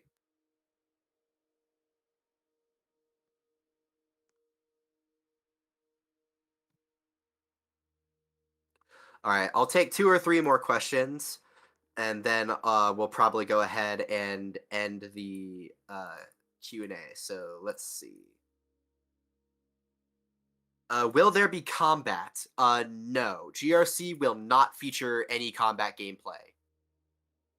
This is an intentional choice because we felt it just simply does not fit the environment of GRC, and it's just not the kind of thing we want to have. Security presence as a whole is very limited. You won't be able to play as security. They just kind of exist.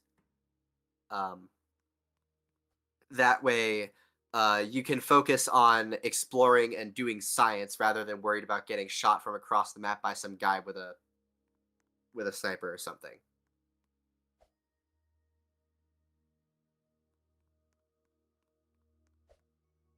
What vehicles do you have for the GRC? As it stands now, we have, and this isn't going to be like things that you can like drive or anything, because there's probably not going to be much, if anything, that you can drive. But in terms of vehicles, there are the freight trains, passenger trains, the Mercury delivery robots, Peregrine spacecraft. What else?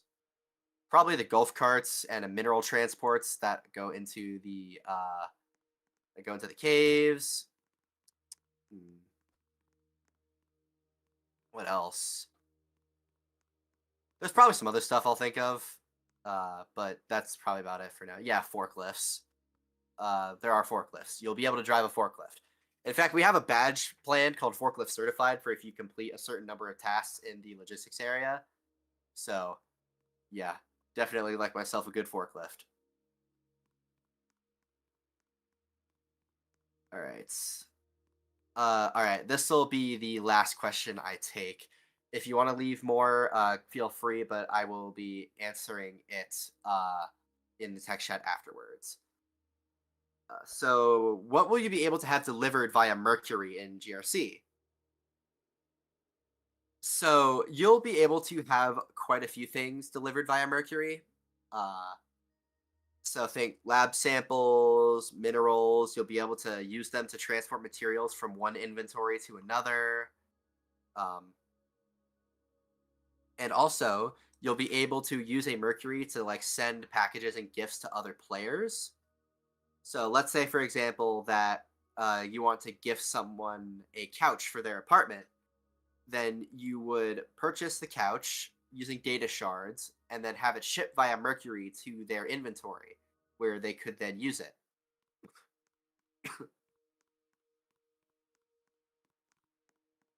All right. So that'll be all I'll be talking about today. Again, if you have any further questions, leave them in the Q&A thread, and I'll pick out some to answer. Thank you so much again for watching. And before I go off, GRC is my personal dream project, and I'm glad that you all joined me today to hear about its more recent progress updates. Without this community, this simply would not be the same. Thank you again so much for believing in us. This is AstraX2 checking out. See you guys later.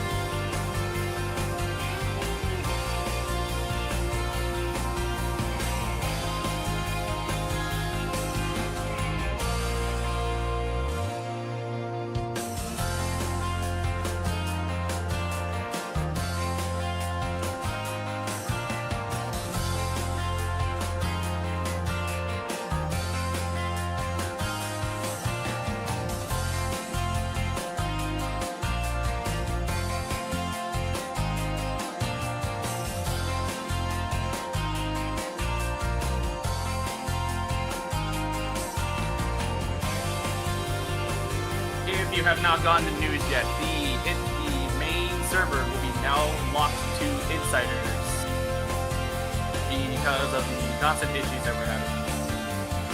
Sorry for the inconvenience, everyone.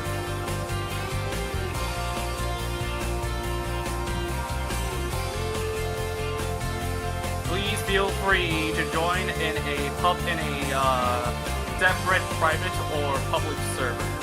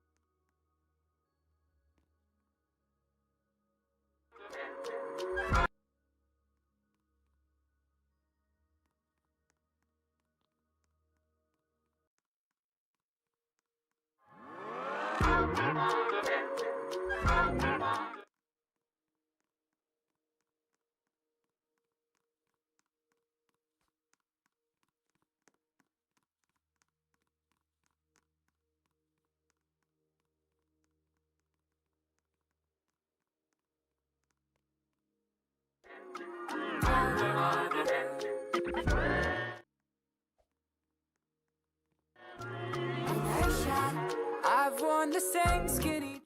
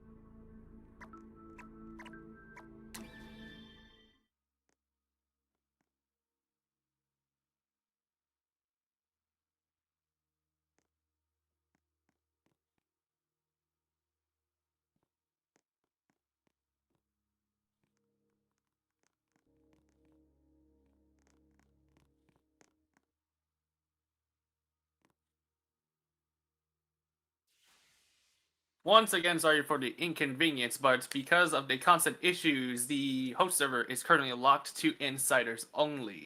This is only affecting for new joins, so if you're currently in the host server, you are allowed to stay. I do not know if this has been said earlier, but the source of these sound issues have been identified and mitigated.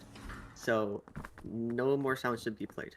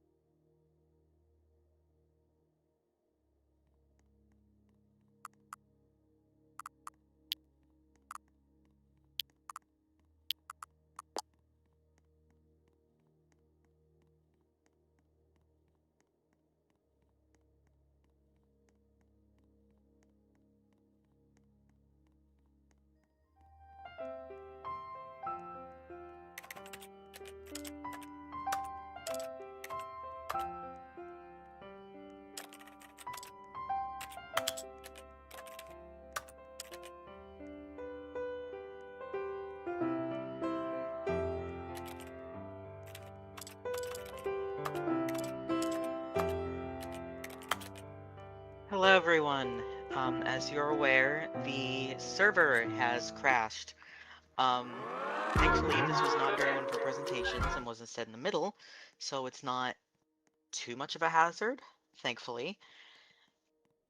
In some good news, we lasted a record amount longer than we did last year before a single crash, so that is a benefit.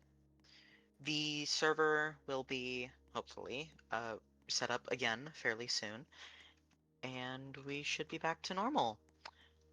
um, well, we apologize for the inconvenience, but this should not interrupt the event very much, and we should still be able to go on. So, that is all. We will let you know when the servers are back up and you can rejoin. Have a great Astral Central. Well, break during Astral Central. The show will resume in a while.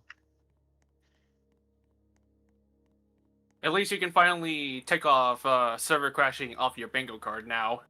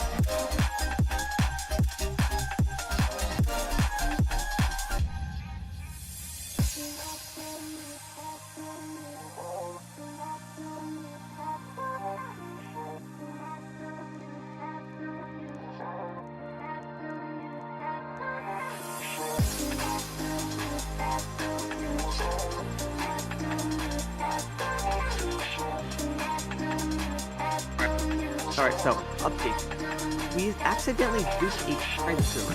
There are 2 servers under the same Roblox username. So we had to put on both servers. So, we don't know how. It is completely unexpected. Yeah, thumbs up.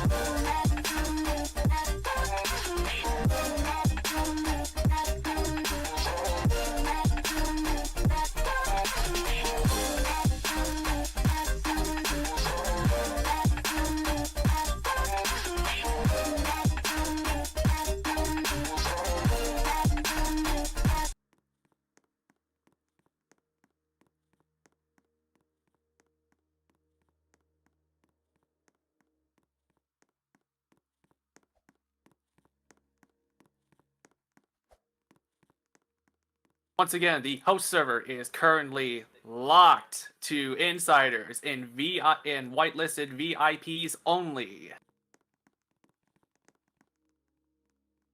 If you want to join, please join a separate private or join a public server. Thank you.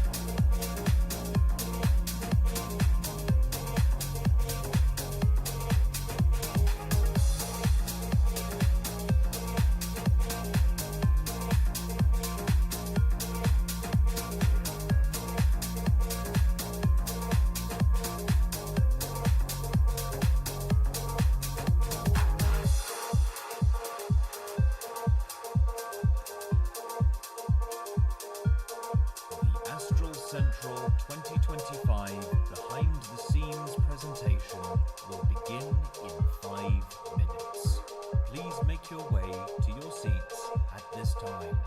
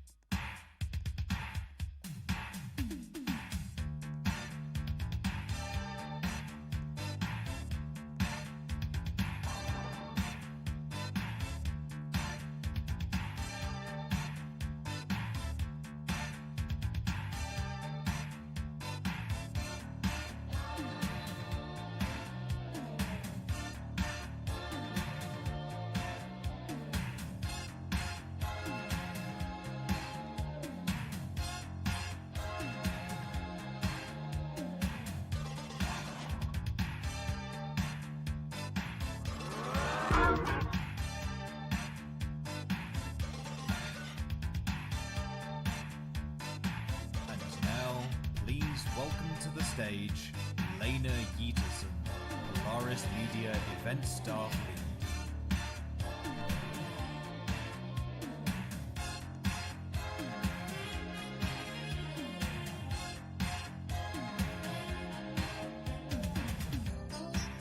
Astral Central 2025 behind the scenes presentation will begin shortly. Hope you enjoy the show.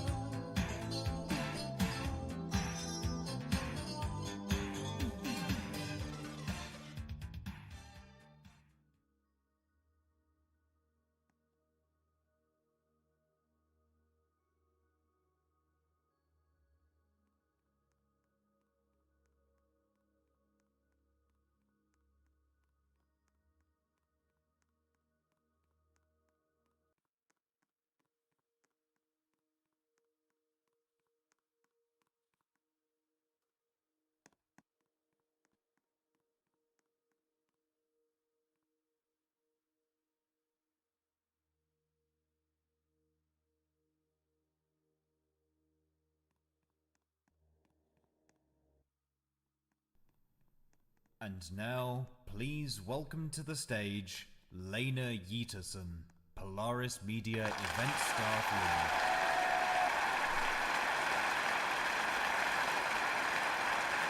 Hello, Astral Central 2025. I am your presentation's host, Lena. Here's a quick fun fact.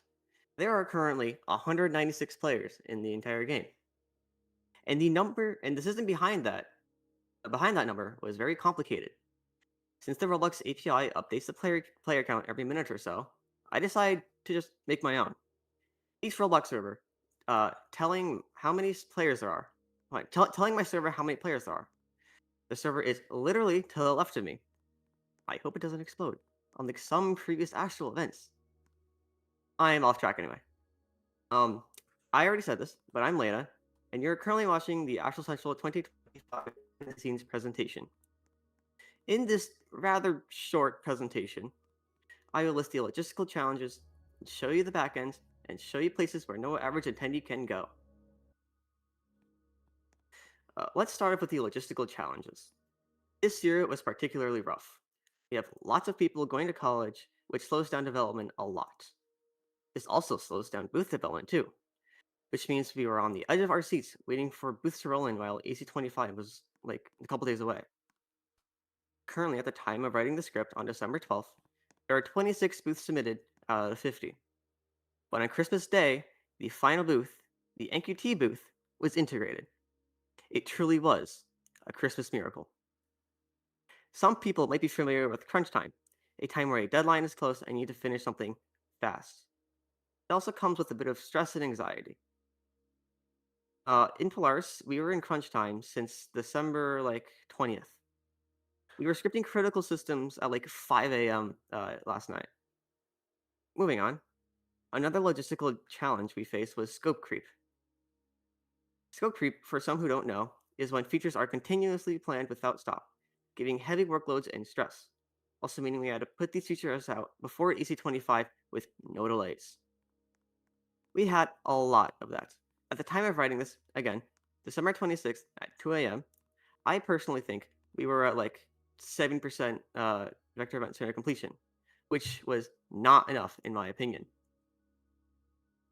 Anyway, AC25 is a lot more complicated and a lot more stressful than you think.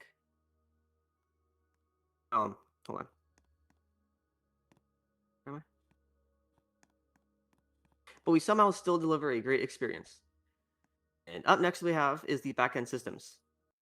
In my opinion, I think the server replicator I made, totally biased, is the coolest thing ever. It took around 3 months to complete and replicates all presenters, magnitude hall settings, announcements, and lots of other things. This is what the server replicator looks like. Information dense and maybe even a bit complicated.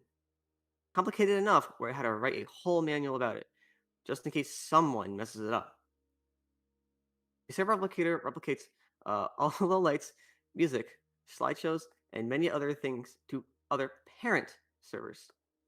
The server I am currently in is called the host server, where all the commands are being sent out. It is also how I'm able to receive such precise data. The replicator communicates with my backend server, which is, again, to the left of me, and that server parses all the server data and gives the host server global game statistics. The data that my server parses through is also made pretty on a piece of software called Grafana. Grafana, where am I? I'm almost here. Grafana is widely used for statistic displaying and alerting. For my purpose, it was just used to display game statistics. What the hell? Sorry, hold on. The data that my server parses through is... That was just right there. Hold on. Okay, there's a duplicate line. Sorry. This is currently showing the statistics from yesterday's rehearsal session. We hit a peak of around 50 concurrent users, which is basically the maximum player count as Astral Central 2022. Unfortunately, I can't get this slide to auto-update. Although it is possible and it would be cool, but it's very resource intensive and I'm lazy. Now, that's enough of that. Let's talk about the server mesher. As said before, the server mesher replicates lights, cameras, sound, and displays, as well as many other things. Let's talk on how that works. Okay, so let's say you want to change the house lights across all servers. First, it'll change the lights in the main server. Second, that's it, because you forgot to set the master server. The master server tells all servers that this server that we're in is the server to listen to. So let's say the master server is set and you hit the lights. On this second step, it will publish a messaging service message to all servers that something has changed. Third, the parent service that got that messaging service request will finally change the lights, and that's the end of the flowchart. By the way, this takes less than a second, which, in my opinion, is really cool. You can probably see why this is my favorite thing, and also why it took so long. Okay, that was a lot of yapping. I'm going to show you guys places not a normal attendee can go to. To see them, hit the camera view on the top left of your screen. Unfortunately... Huh? Oh, there is a piece of part that blocks clicks. Unfortunately, since the camera replication doesn't work, you're going to have to look at the live stream view if you're not in the main server. Okay, first stop, the AV booth. This is where the magic happens.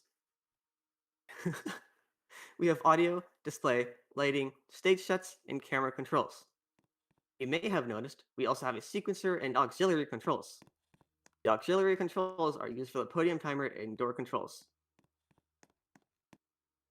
You'll see what the sequencer does tomorrow. Oh, wink, wink, nudge, nudge. Colon 3. This is the backstage, or more precisely, the hallway before we get on stage. As you can see, there's a lot of inspirational and motivational quotes that people have wrote before you get on stage. Honorable mention, backstage storage. Anyway, this presentation was kind of short, and it's coming to a close. This was the best presentation I think I have ever given. Thank you all for giving me this opportunity. Once again, right now, there are 197 players in Roblox. There are around 100 people in the Discord stage, and yeah, again, like 150 players watching YouTube. That's around 350 people in total. Anyway, on behalf of the entire Polaris team, thank you all for being here and making this dream come true. I'm going to list out all the Polaris staff members that are part of this production as a special thanks, so please cheer for all of them. Astral Industries founder, executive producer, AC25 host, and my boss, Astra X2. Event staff lead, underscore Peterson, and It's Chedsky. Event operatives, Dreesener2, Elevators 89, Vinyl, Cynthia, Glitch, I'm Sky C, JT, Mocha, and TC. Insider Relations, Reddy, Rosalind, Rain, and Willow.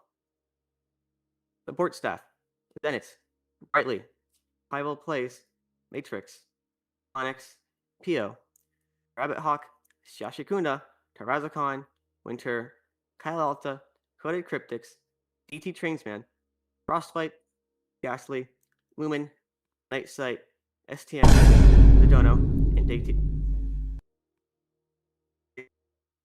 PCR Fire, and ATP. Honorable mention too. All the insiders are helping each other. Our support cats, you guys, and Winter, who is literally right next to me. Hi chat, love y'all.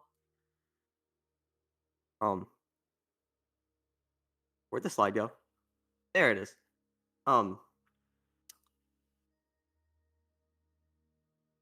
yeah, Vector Event Center. Anyway, that's it for this presentation. If you want to support the Polaris Media team and Astral Industries developers, please consider donating. Come back at 6:45 p.m. EST for the Trident Black Site keynote. Thank you.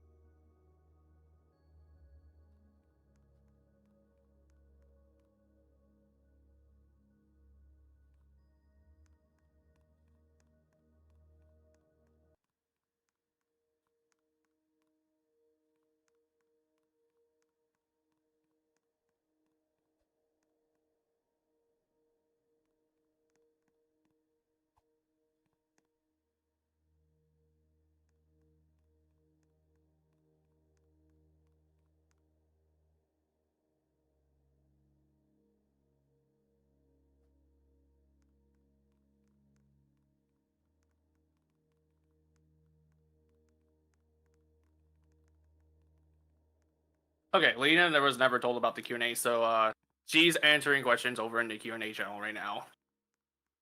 Just let you guys know.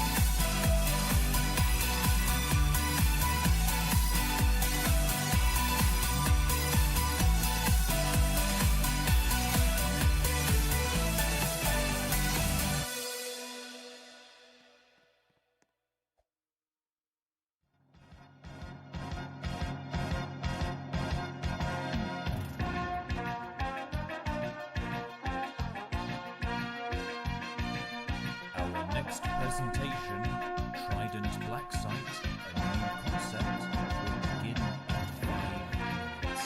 Please make your way to your seats at this time.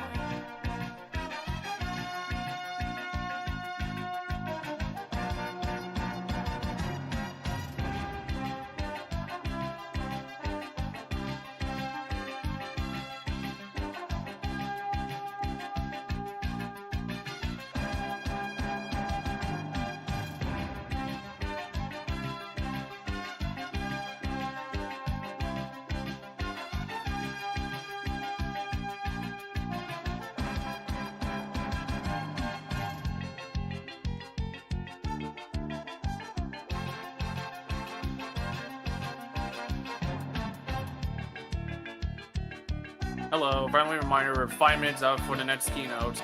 Also, if you're in-game right now, you should check out the stage.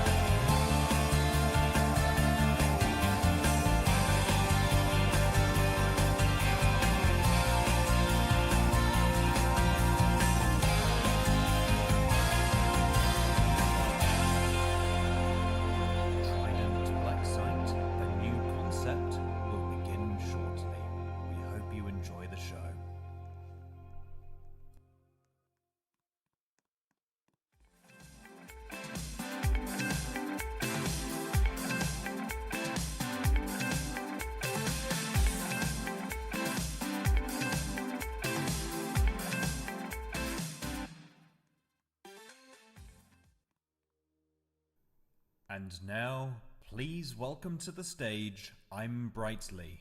Director of Trident Enterprises.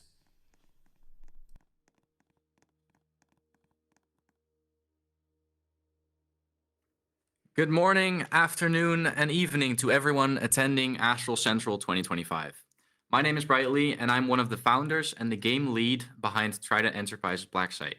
I'm joined here on stage by my close friend and founder behind Trident Enterprises. 25. My name is Winsofi, and I'm the other founder and lead developer behind Trident Enterprises Black Site. Today, we're very excited to show everyone what we've been working on and what some of you guys have been waiting for far too long. With Black Site, we've always had one goal: changing the game in the core genre. With Black Site Deeper Depths, we're going even further. And we're taking a step back from focusing on just the core. We're introducing more game elements where the core is no longer the central point of attention. The caves are. In 2026, our goal is to push this vision of ours further. Bigger caves, more systems to interact with, more reasons to prepare, and most importantly, more reasons to keep exploring. And we're doing it while making the game more consistent across devices and more immersive than anything we've made so far. And if you've had any questions for us to answer during our Q&A segment, put them in the QA channel in the Astral Discord and we'll answer them there. And just quickly, some honesty about where we were. As most of you who are familiar with Black Site might know, the previous version of Black Site had glaring problems. Retention was terrible, and it wasn't because players didn't like it, I hope. It was because new players genuinely didn't know what to do. And that's on us. The game didn't guide you. Sound design wasn't where it needed to be. Immersion suffered, and the overall experience didn't support new players. So Deeper Depths isn't just more content. It's us fixing the foundations so players can actually see the vision we have for them. All right, that's enough about the old Black Site. Let's talk about the new Black Site. Let's get into the topics of our new upcoming update, Black Site Deeper Depths. All right, here's the plan. Bright will cover the front and side. This includes the cave expansion, crystals, biomes, and everything user experience. I will be covering the backend, our new core systems, power suits, and the stability work that makes all of Black Site playable across all devices.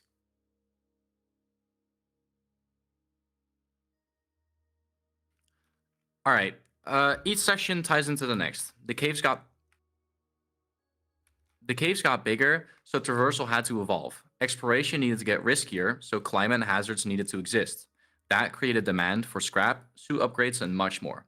And then, of course, we had to optimize everything so it runs smoothly for everyone. A daunting task. Let's get into our newly added biome.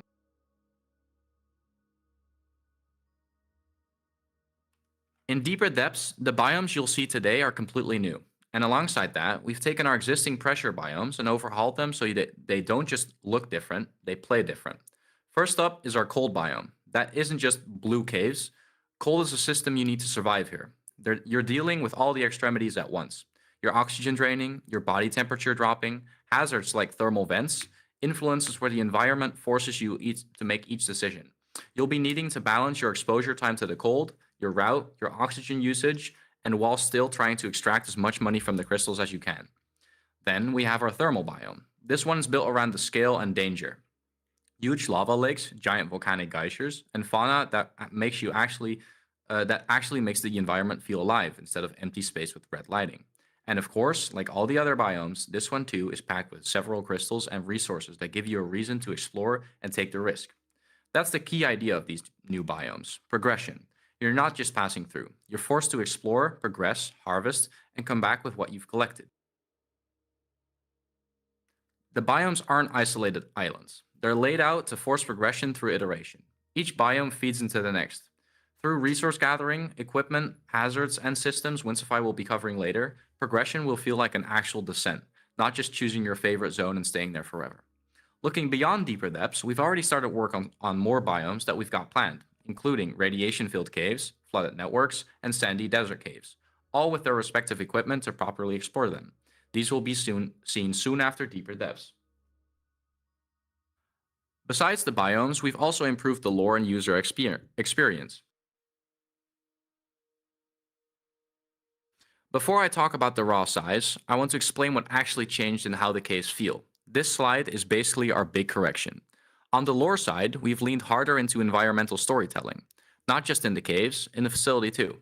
This game will feel like a place, not just a map, meaning more discoverable context. more reasons why certain areas exist, and more mysteries to uncover by the players. These details you will be noticing while exploring without forcing players to stop and read a wall of text mid-run. The story gets built piece by piece. On the user experience side, we've made massive strides. We've addressed the biggest killer of the old game, new players not having any sense of direction. Out of the internal statistics, over 93% of our player base never even made it to the caves, because nothing in-game told them what to do or where to go. And honestly, we can't blame them. So we've rebuilt the experience around these 3 major foundational changes. A proper tutorial / onboarding flow so new players understand the objective and progression. We've done a full UI overhaul, replacing nearly all Roblox core UI elements. Information is more readable and actionable, especially in the suits. And lastly, a massive sound design overhaul to actually sell the environment and improve immersion moment to moment. This really sold our game to our awesome team of testers that we want to thank for their hard work in polishing and getting this update at its best for you guys. We feel we've turned the game from a cool idea into an actual game players can progress through, stick with, and enjoy. Besides these 3 major implementations, we've also rebuilt the caves visually, better landmarking, clearer routes, and most importantly, stronger pacing. The caves aren't just bigger, it's navigable. You can identify where you are, where you've been, and where you're about to go. This also makes progression feel fair. Simple routes closer to the airlock, whilst the deeper routes become more complex and the environment becomes more dangerous. To make room for this, we had to make some large-scale additions to the caves. This is where the scale jump really hits. We've added over 61 new environments, each with their own ambience and identity. Each region has its own distinct sound, mood, and look. You'll hear where you are before you even see it. The cave network itself has seen an estimated increase of a staggering 2100% in cave size. That number isn't just more tunnels. We've leaned harder into larger and grander caves. It also means longer travel distances, more variety per run, more staging moments, and more room for systems like climate, hazards, and scrap to breathe. Biome progression actually matters. The goal is that exploration feels like a journey, where preparation is rewarded and pushing deeper feels like a commitment. However, with all this scale, a problem emerges. How on earth are you supposed to get around in the caves this size? To solve this problem, we've implemented a better way to get around.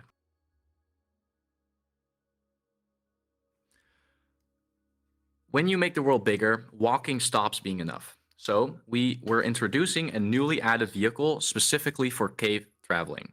The Trident Buggy, patent pending, designed around narrow routes, uneven terrain, and the feeling that you're operating equipment in a hostile environment, not just driving a toy. It's not just faster movement, it changes completely how you plan runs, how far you can go, and frankly, it makes progression way more fun. To immerse players better, we've implemented some new core gameplay mechanics, starting with our new climate system. Our climate system is honestly one of the most game-changing things we've built for Blacksite. It's not just a simple enter zone, start taking damage. It's a full-on simulation that constantly calculates what the environment is doing to you and what your suit is doing to protect you.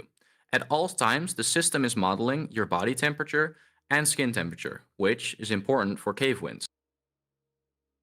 These dictate the acceleration and change of your skin temperature, resulting in a body temperature that lags behind. Environmental temperatures, of course, also get taken into effect. Heat emitting objects in the world, heat deflection off of other surfaces too. How surfaces and your equipment influence heat transfer are also calculated. Temperature becomes a real gameplay layer. Standing near heat sources in windy corridors, moving from one chamber to the other will be very noticeable. And because it's simulation-based, it scales with progression. Early on, you'll feel unprepared, and as you unlock biome-specific suits and upgrades, you'll start making more strides into progression, and areas will slowly become more accessible the further you progress. To add some risk to cave traversal, we've also added climate hazards. These hazards, we've layered these hazards on top to create variety and add onto the immersion and risk. You'll encounter threats like massive volcanic geysers, you'll need to pass over, and heat vents that you'll need to be avoiding, creating a bit more tension as you try to explore more harder to reach areas. This is where the update starts to feel like a full loop. Climate creates risks, hazards add on to that, and then our new equipment gives you a way to deal with these risks. Speaking of our equipment, this time around, you'll be needing a bit more than just currency to purchase your new set of gear, which brings us to our other gameplay mechanic, our scrap system. Scrap is the other key backbone of progression in Blacksite Deeper Depths. We wanted a system that feels like it rewards exploration more than just earning money, collecting actual items. The scrap system is built around 3 principles. Find it through your gameplay without having to go out of your way to collect them, keep it by surviving and making back to the facility, taking up inventory slots, and spending them on upgrades and change how you progress. Equipment that lets you go further. It also connects everything. Bigger caves create longer runs create higher risks create the value, increase the value of your preparation, and the scrap is what makes you get that preparation done. And because this is Blacksite, you'll need to make some trade-offs. Do you spend scrap on survivability now, or save it for an upgrade that makes you progress to the next stage? We've shown you our new gameplay elements. Let's get back to our already existing element, the crystals. Crystals are the true backbone of Blacksite. As many of you already know, Blacksite isn't just some core game. We've decided to make core a background subject and really put exploration first. Our crystals are our way of doing that. They're the progression and I think identity of Blacksite. In Deeper Depths, we're adding a large batch of additional crystals. For reference, we've gone from 13, where half were unobtainable, to over 52 new crystals. New looks, rarity moments, and reasons to explore an already vast network of areas instead of staying comfortable in one section. Some of these are designed around biome identity. When you see them, you'll immediately know what kind of place you're in. And some are designed around mysteries, the kind of what is that moment that makes you go off route and risk it. Like I've mentioned before, we've also expanded the lore connections and adding logs behind the crystals and some other things. Because crystals aren't just resources, they're evidence that the caves aren't just the caves that adhere to the status quo. Now, to collect all these crystals, you have to get yourself properly prepared with our new biome-specific power suits, patent pending. Power suits are how we turn deeper into gameplay. If the environment gets harsher, you'll have to evolve your equipment. In Deeper Depths, biome-specific suits are built around resisting climate changes, handling hazards, and supporting longer runs. This isn't just higher stats, it's access to new areas. Certain environments are meant to be dangerous or inefficient without the right equipment. We've also overhauled our suit UI to improve the overall immersion and experience. To support all these new changes and additions, we've completely overhauled the suit UI. The goal? More clarity, better immersion. Your suit will now feel like you're truly wearing it, not just simply a surface GUI you're babysitting. To get clearer readouts, more information, an assistant that talks with you and observes through your eyes. She'll give tips, help you stay on the right path, and make remarks about your behavior and surroundings. Now, as people who've played Blacksite before might know, Blacksite was not the most stable game out there. We've had to undertake some serious actions to improve performance across all devices. This was a non-negotiable change we had to address, especially with all the new additions, larger caves, more crystals, more systems, and more visuals.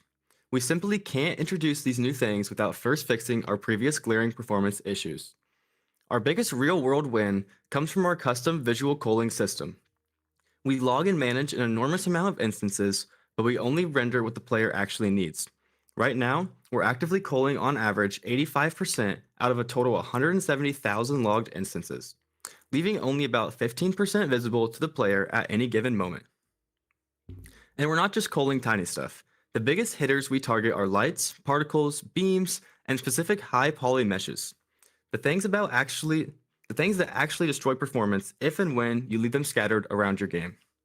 As a fun extra, the VEC Event Center is currently running our visual culling system too. So the performance improvements you're seeing in here are partially powered by our visual culling system. However, we do not want to overshadow the creative team's insane efforts in improving performance in general. The visual culler is only one small cog in a large wheel made by the members of the creative team this year to help improve the overall performance of the game. But culling is only half of it, because even efficient games rendering-wise can still suffer if tasks and scripts writing are involved. So we built our own custom task scheduler, which lets us throttle and budget tasks. So instead of random lag spikes, we control the workload per frame. And that's how we keep the client experience consistent, so players can remain at least a constant FPS of 60, instead of bouncing between smooth and slideshow, depending on what loads in. Our culling system works hand in hand with this custom task scheduler to bring up the FPS. We've also implemented a dynamic loading system for active spinning elements called Spinny, patent pending. We're only rendering and updating them when we need them. If it's not relevant to your client, you won't be bothered by it performance-wise. And the results certainly reflect that. We've determined on average a 23% increase seen through several devices, both on the low end and the high end, a 32% increase in the 1% lows, and a staggering 104% increase in the 0.1% lows. Now, the 23% average might seem low. However, the 1% and 0.1% lows are where the majority of improvements are, eliminating stutters, frame drops, and giving you a smoother experience overall. We've also tested these FPS averages through multiple areas on multiple devices, and these are the findings. This slide is important because it shows we haven't just cherry-picked a single location. We've tested and logged these statistics across several locations throughout Blacksite. We've collected 301 raw entries from ourselves and our testers, and the uplift is consistent. Performance increased across all areas, not just one. That's how we know it's systematic improvements in culling, scheduling, and smarter rendering all working together. However, stability isn't just FPS, it's also reliability on the backend, especially with player data. We've migrated our player data to PlayFab, allowing safe, live data. Additionally, we've implemented a request module to ensure player data requests are always priority 1. This new data system supports the complex new player data sets Blacksite uses, while also preventing data loss. We've got your data covered. And we use PlayFab because it's proven. It's used in major titles like Sea of Thieves, Rainbow Six Siege, Minecraft, and even Halo. Notably, Roblox themselves uses PlayFab too. They use it for live player data handling, like your friends list, messages, Robux, avatar items, and way more. For us, it's joining the big leagues in data management, and it supports the kind of complex data Blacksite needs going forward. With all that being said, let's get into questions from the audience. Ask anything design, lore direction, what's changing, what's staying, whatever you want clarity on in the Discord QA channel.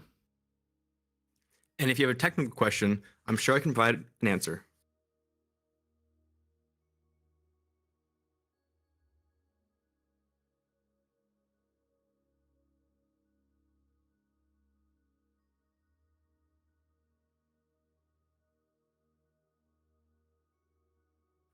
Hold on, I'm just looking for the channel. Just give me a second.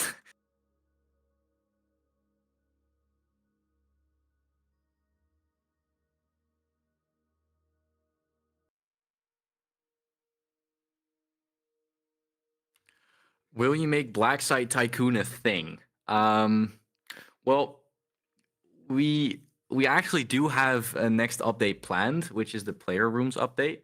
We do have player rooms coming soon. We used to have those, but we disabled those because they were quite buggy.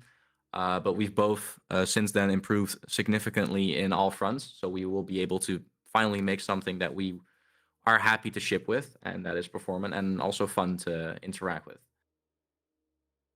Let's see. How is Trident working to make the cave gameplay more accessible? I remember getting stuck not being able to find any crystals my first few times because my oxygen tank was so tiny. Astra, that's a great question, and yeah, we have answered that during the keynote. Everything has gotten a complete overhaul, so don't you worry. Everyone will know what to do as soon as they join the game. And on the note, 100 cups of Cappuccino, absolutely not enough. You need at least 200, maybe 300, maybe more. Let me see. How does the reactor work, and what were the inspirations behind it? It's certainly one of my favorite core designs in the genre. I really appreciate hearing that.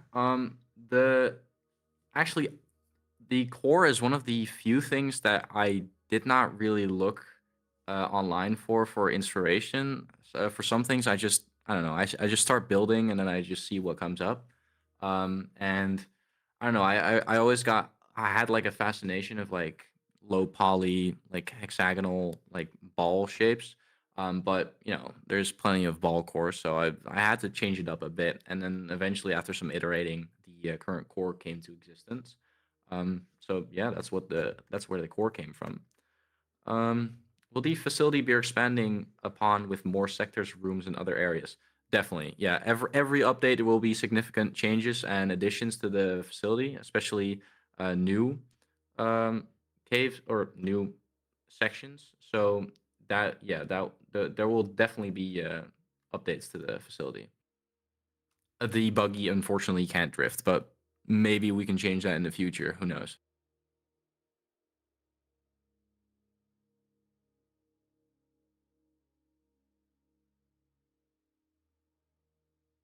Those are a lot of questions. This is okay. Let's see. Is there teams in Trident Blacksite like researchers, miners, etc.?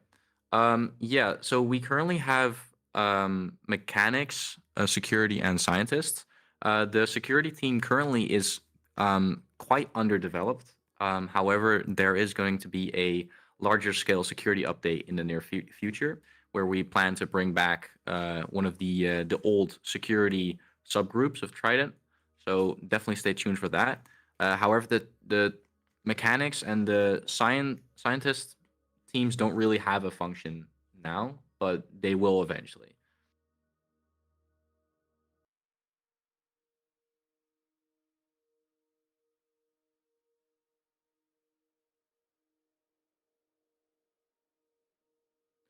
New tester applications will be for the next update, I guess, if we need any. But our current, our current tester team has done a amazing job helping us fine tune the economy and get everything working good, breaking the game over and over so we can fix it. So we'll see for the next update, maybe. But as it stands, we currently have a lot of very good testers.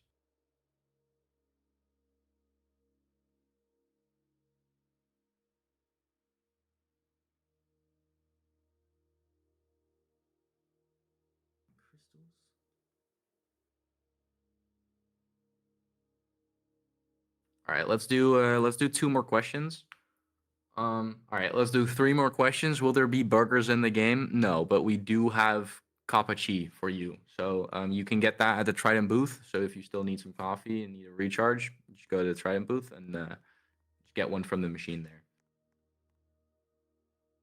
there. You, I would not recommend eating the crystals. There are definitely some nasty side effects to eating some of them. I will forward you to Vaughn for that.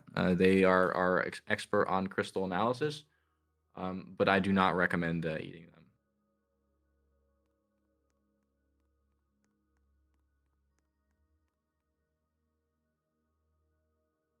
All right, let's do one more question here. Let me just pick out a really good one. Let's see. How many more achievements slash badges will you add? Well, we've currently have, I think about 20 or I think even more new badges that are in the next update. So there will definitely be a lot of new things to discover and a lot of badges to collect.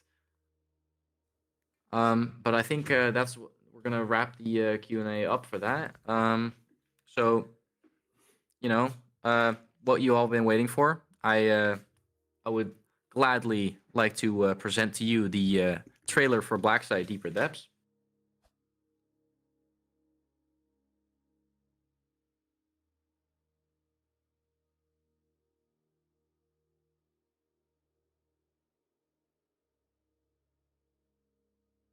It's technical difficulties. It's playing on technical difficulties. It's playing on stream.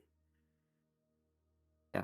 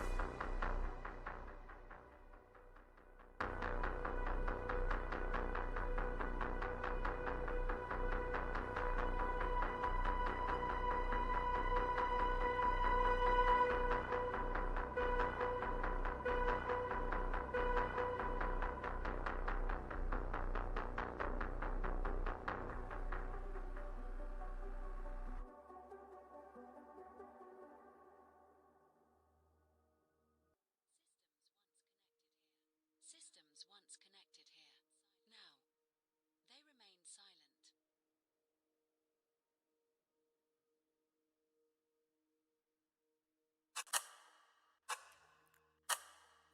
That is a life countdown. We told everyone publicly that Blackside would release on January 2nd, 2026. But we're not waiting till next year. Not this time. Is a life countdown. We told everyone We're dropping publicly right that after Blackside would AC25 release on concludes, January before 2nd, the end of this 2026. year. But That's only we're not 1 waiting day, till next 10 year. hours, Not and this time. 46 minutes away. And we want to right say after thank you AC25. properly to our loyal patrons. Thank you for sticking around. Even when the old version had its problems, even when we went quiet, even when it would have been easier to just write Blackside off, you guys stuck around holding out hope. Thank you for that. And to our playtesters, thank you so much for helping us polish this into something we're really proud to sign as our own. A lot of what you're about to experience and play exists because our testers stress tested it, broke it, told us the truth, and did this over and over again. And to Astral Industries, and Polaris Media, thank you so much for having us, for giving us the space to present our community, our work and pride, Blacksite.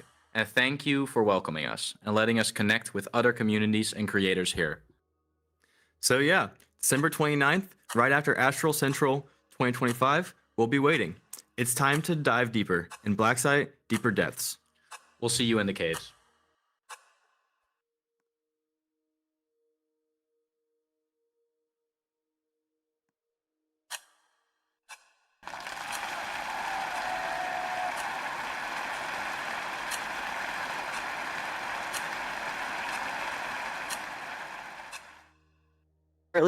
Briley, you forgot to private your game.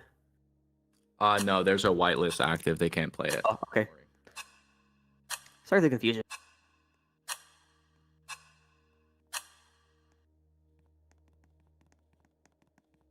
You can switch to the main